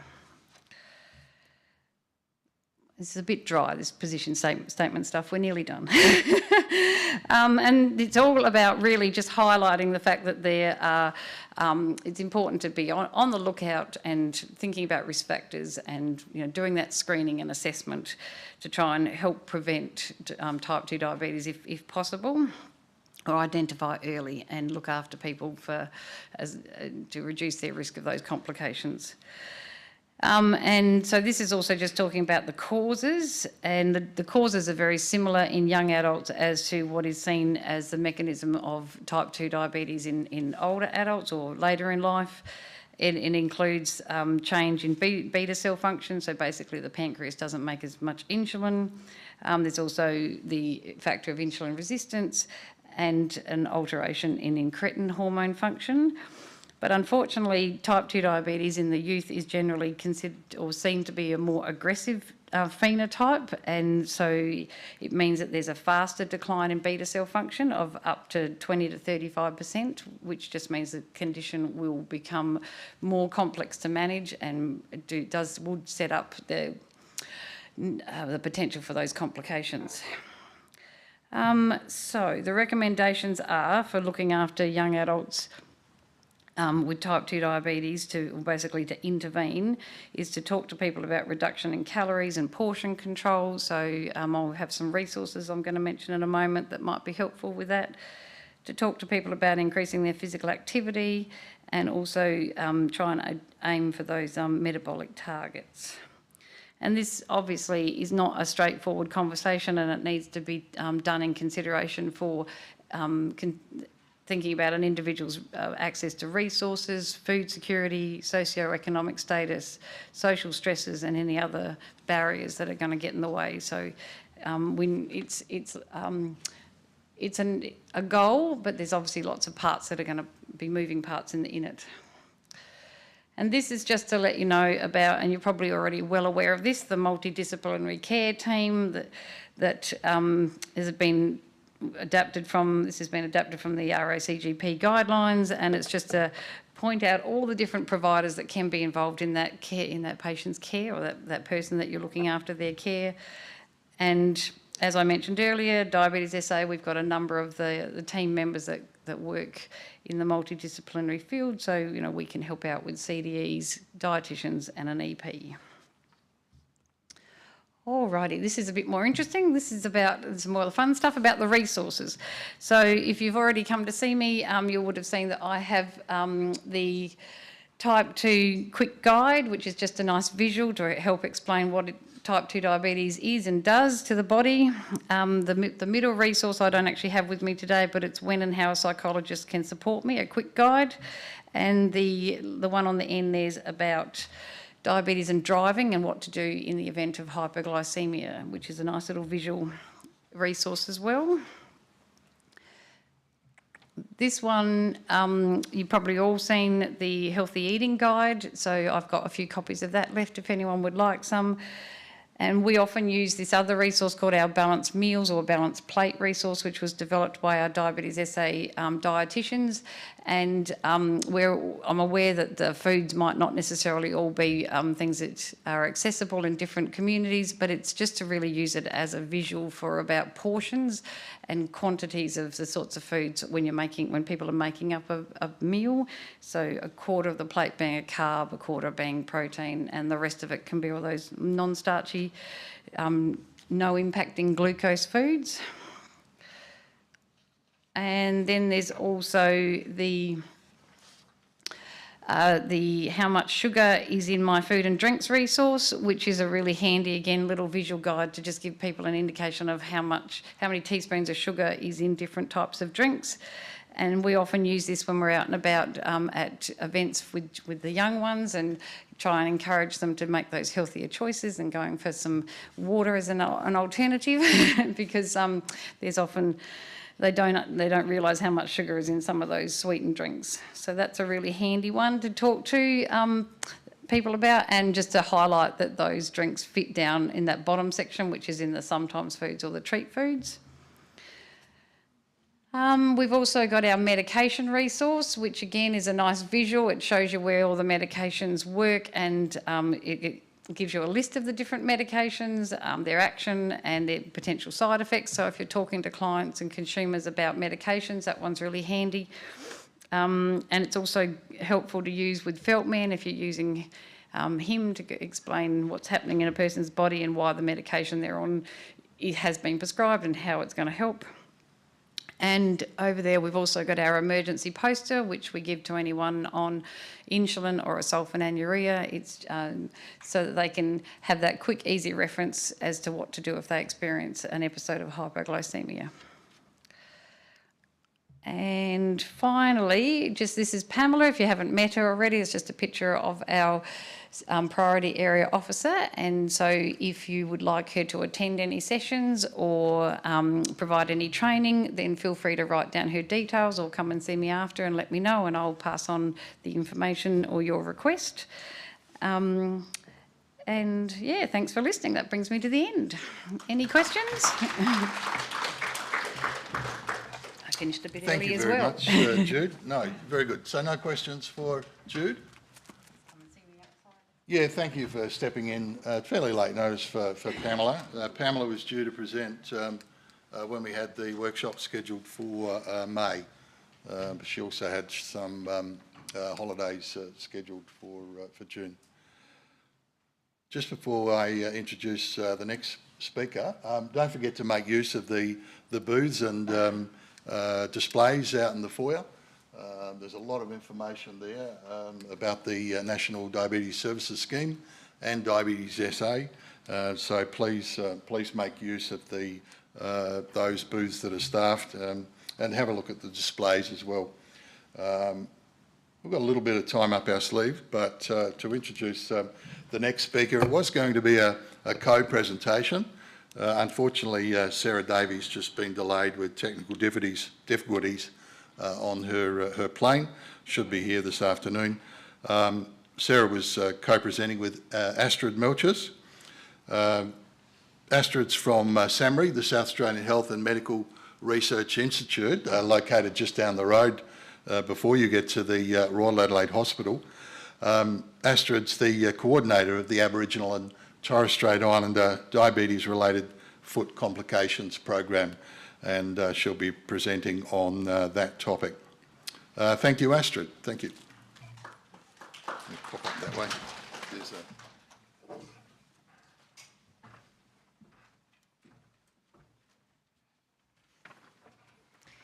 Thanks for the introduction, Graham, and thanks for having me. Hi, my name's Astrid. I'm from the cheese grater up the road. You may have seen that on your way in, the building that looks a bit funny that's next to the Royal Adelaide Hospital. And I'm the coordinator for the Aboriginal and Torres Strait Islander diabetes-related foot complications program, and I'm giving out prizes for anyone who can think about a shorter name for that program at the end of the presentation, because it's a mouthful. My role was to provide the backdrop for the presentation that really Sarah's going to give, and I think she's going to catch up tomorrow, because Sarah's a clinician and she really has the more interesting and relevant part of the presentation, but let's cover this space first. So before we start, I would like to acknowledge Kaurna country as this protocol, and out of respect to the elders and community leaders who've put a lot of effort into reclaiming and reviving the language, I'm going to give it a red hot go to read this out in Kaurna. Nyadlu tampindi, nyadlu garta yartanga, banbaban balyarinti, Kaurna meana, yacha matanya wama taranyaku. Parnaku yacha, parnaku tapaburana, Parnaku Yata Nyadlu Tampindi. We acknowledge that we're meeting on the traditional country of the Kaurna people of the Adelaide Plains, and we recognise and respect their cultural heritage, beliefs and relationship with the land. So, like Graham said, I coordinate a foot complications program in South Australia, the Northern Territory, the Kimberley region of WA and Far North Queensland. And I'd like to start off by explaining some of the data that obviously sits behind the reason for why we're doing this. The burden of diabetes-related foot complications is very high and probably underestimated and poorly understood in the community, but also amongst health professionals often, we've discovered. This graph was published in 2020, and it shows how globally, across the world, mortality from various foot complications such as the Charcot deformed foot, diabetic foot ulcers, minor and major amputation compared to cancer mortality rates. And the same publication also contains some data for Australia, which you can see on the left there, and which shows that there is a significant burden on people with diabetes when it comes to foot complications. And the data there is for Aboriginal and non-Aboriginal people combined.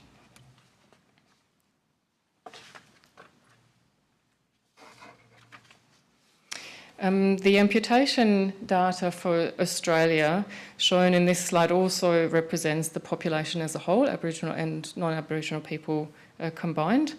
However, I think the geographic distribution suggests that remoteness and Aboriginal and Torres Strait Islander background do play a role in amputation rates, because the darker the blue, the more amputations are being performed, or the more hospitalisations we experience based on amputations, minor and major amputations. And the Australian Atlas of Healthcare Variation estimates that in 2011, Aboriginal and Torres Strait Islander people were approximately 3 times more likely to have diabetes, 10 times more likely to be admitted for diabetes-related foot complications, and approximately 30 times more likely to have an amputation of the lower limb.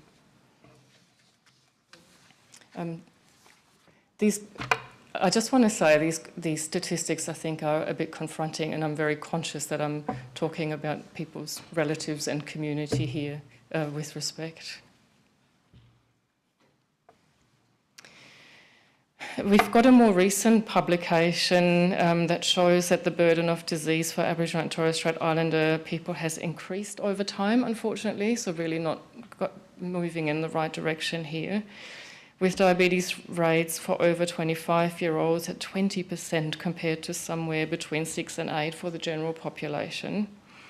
And Matthew West, who's an Aboriginal podiatrist and an academic from Victoria, I think, he published findings that diabetes-related foot complication rates are about 3 to 6-fold for Aboriginal people, and that lower limb amputations occur for Indigenous people across the country at 38 times the rate. So these are 2017 figures.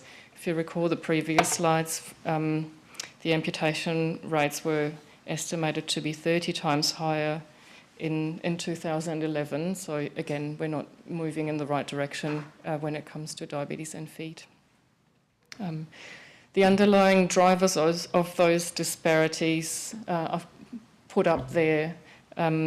We talk about often in our workplaces, and it's lived experience for many of you in the room. So those 4 dot points really don't do justice to what they mean. But I included them because I think it's important that we acknowledge those factors and that we consider them when we shape our thinking about how we design programs and how we implement services going forward into the future, and to really make a difference.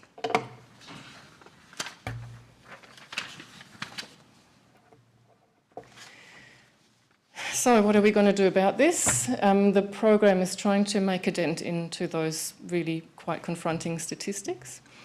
The program started, we received funding late in 2019 when the world was a slightly different place. We secured, when I say we, that's SAMRI. We secured $6 million of funding for 2 years. It ended up being 2.5 because COVID has delayed us all a little bit. To establish the program in the 5 regions on the map. And if you recall the amputation data slide, we sort of tried to cover as much as we could of the area that had the highest amputation rates, so really putting the money where the greatest need is based on the information and the data that our research unit produces. So in the first year or so, we had a planning phase where we developed a baseline report, just trying to collect whatever data is available for foot complications. That can be a bit hard trying to get data out of hospitals because they keep it secure, and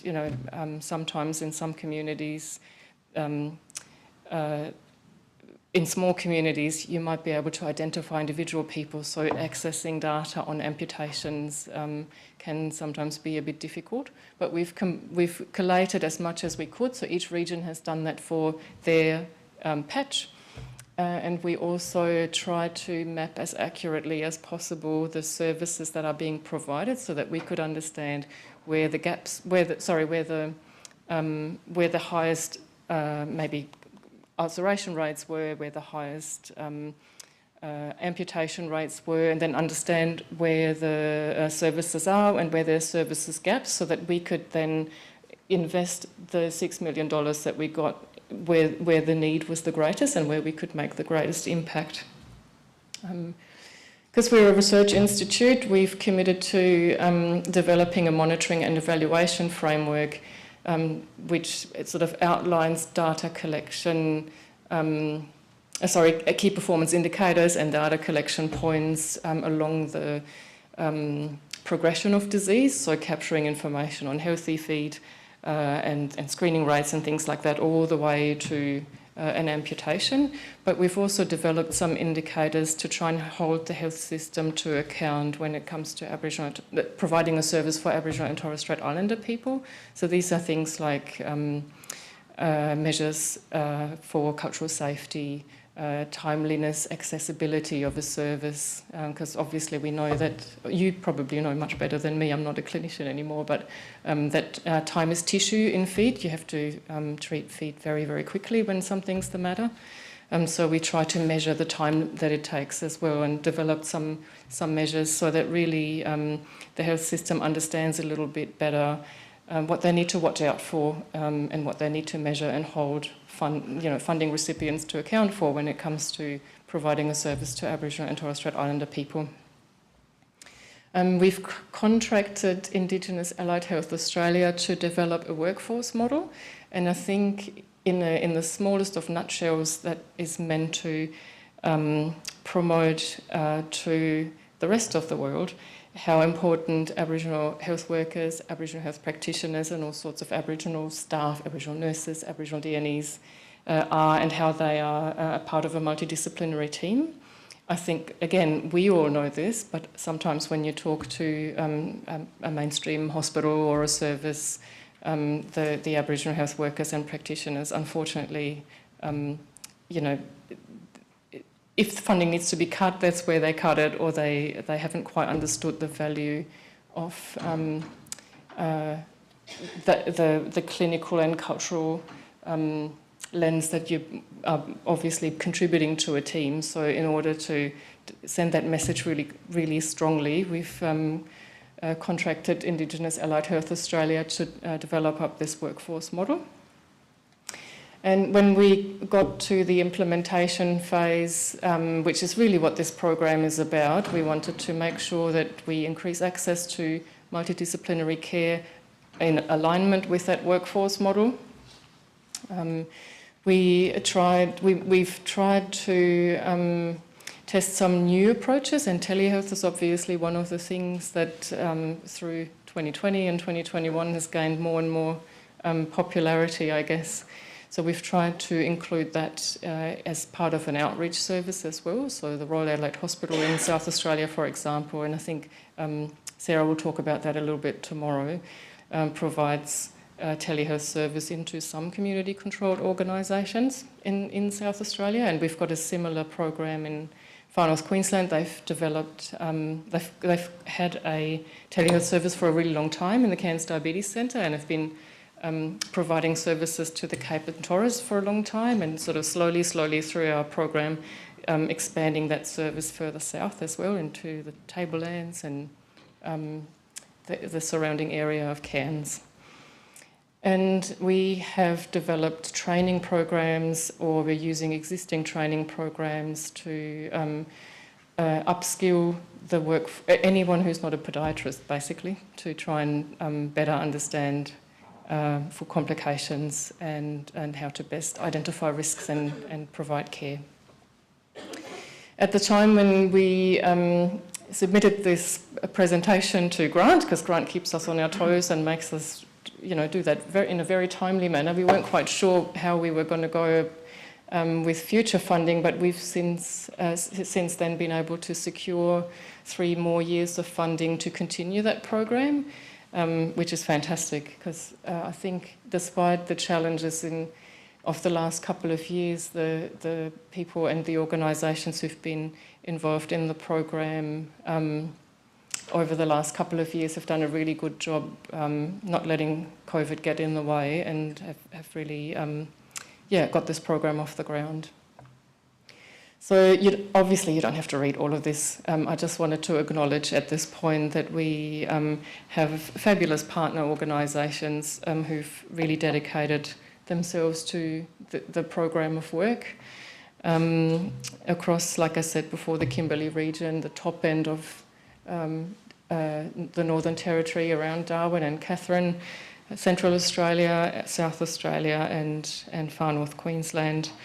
And yeah, everyone has shown really great commitment, and that's a lot of different organisations and all of the health professionals that are involved in the program. And in South Australia, we have the Aboriginal and Chronic, the Aboriginal Chronic Disease Consortium, who has led the work in South Australia, and that's the part where I think Sarah's going to pick up tomorrow to continue the presentation. That's, I think, where it gets interesting for a lot of people in the room, because she's talking about some of the clinical stuff that's been done. I'm not going to try and do that. I would stuff it up. So I'll leave that to Sarah for tomorrow. Thank you.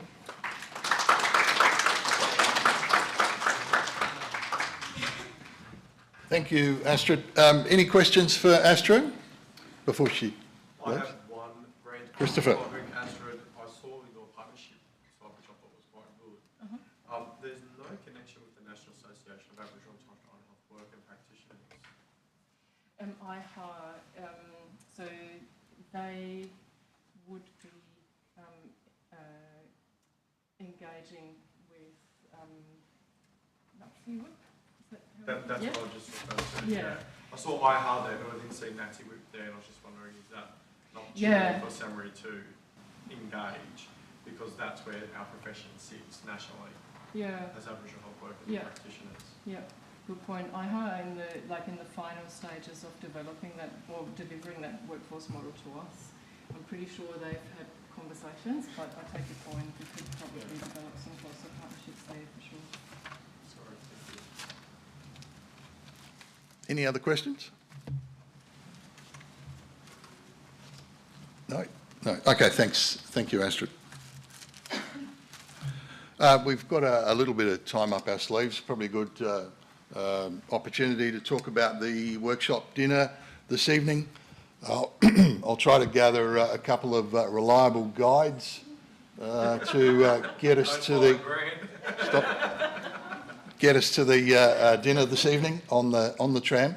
I think if we meet at 5:30 in and outside the Oaks Embassy, so anyone staying in the Grosvenor or the Oaks Horizons, if the group can meet at the embassy 5:30 sharp, that gives us a little bit of time to get on the right tram.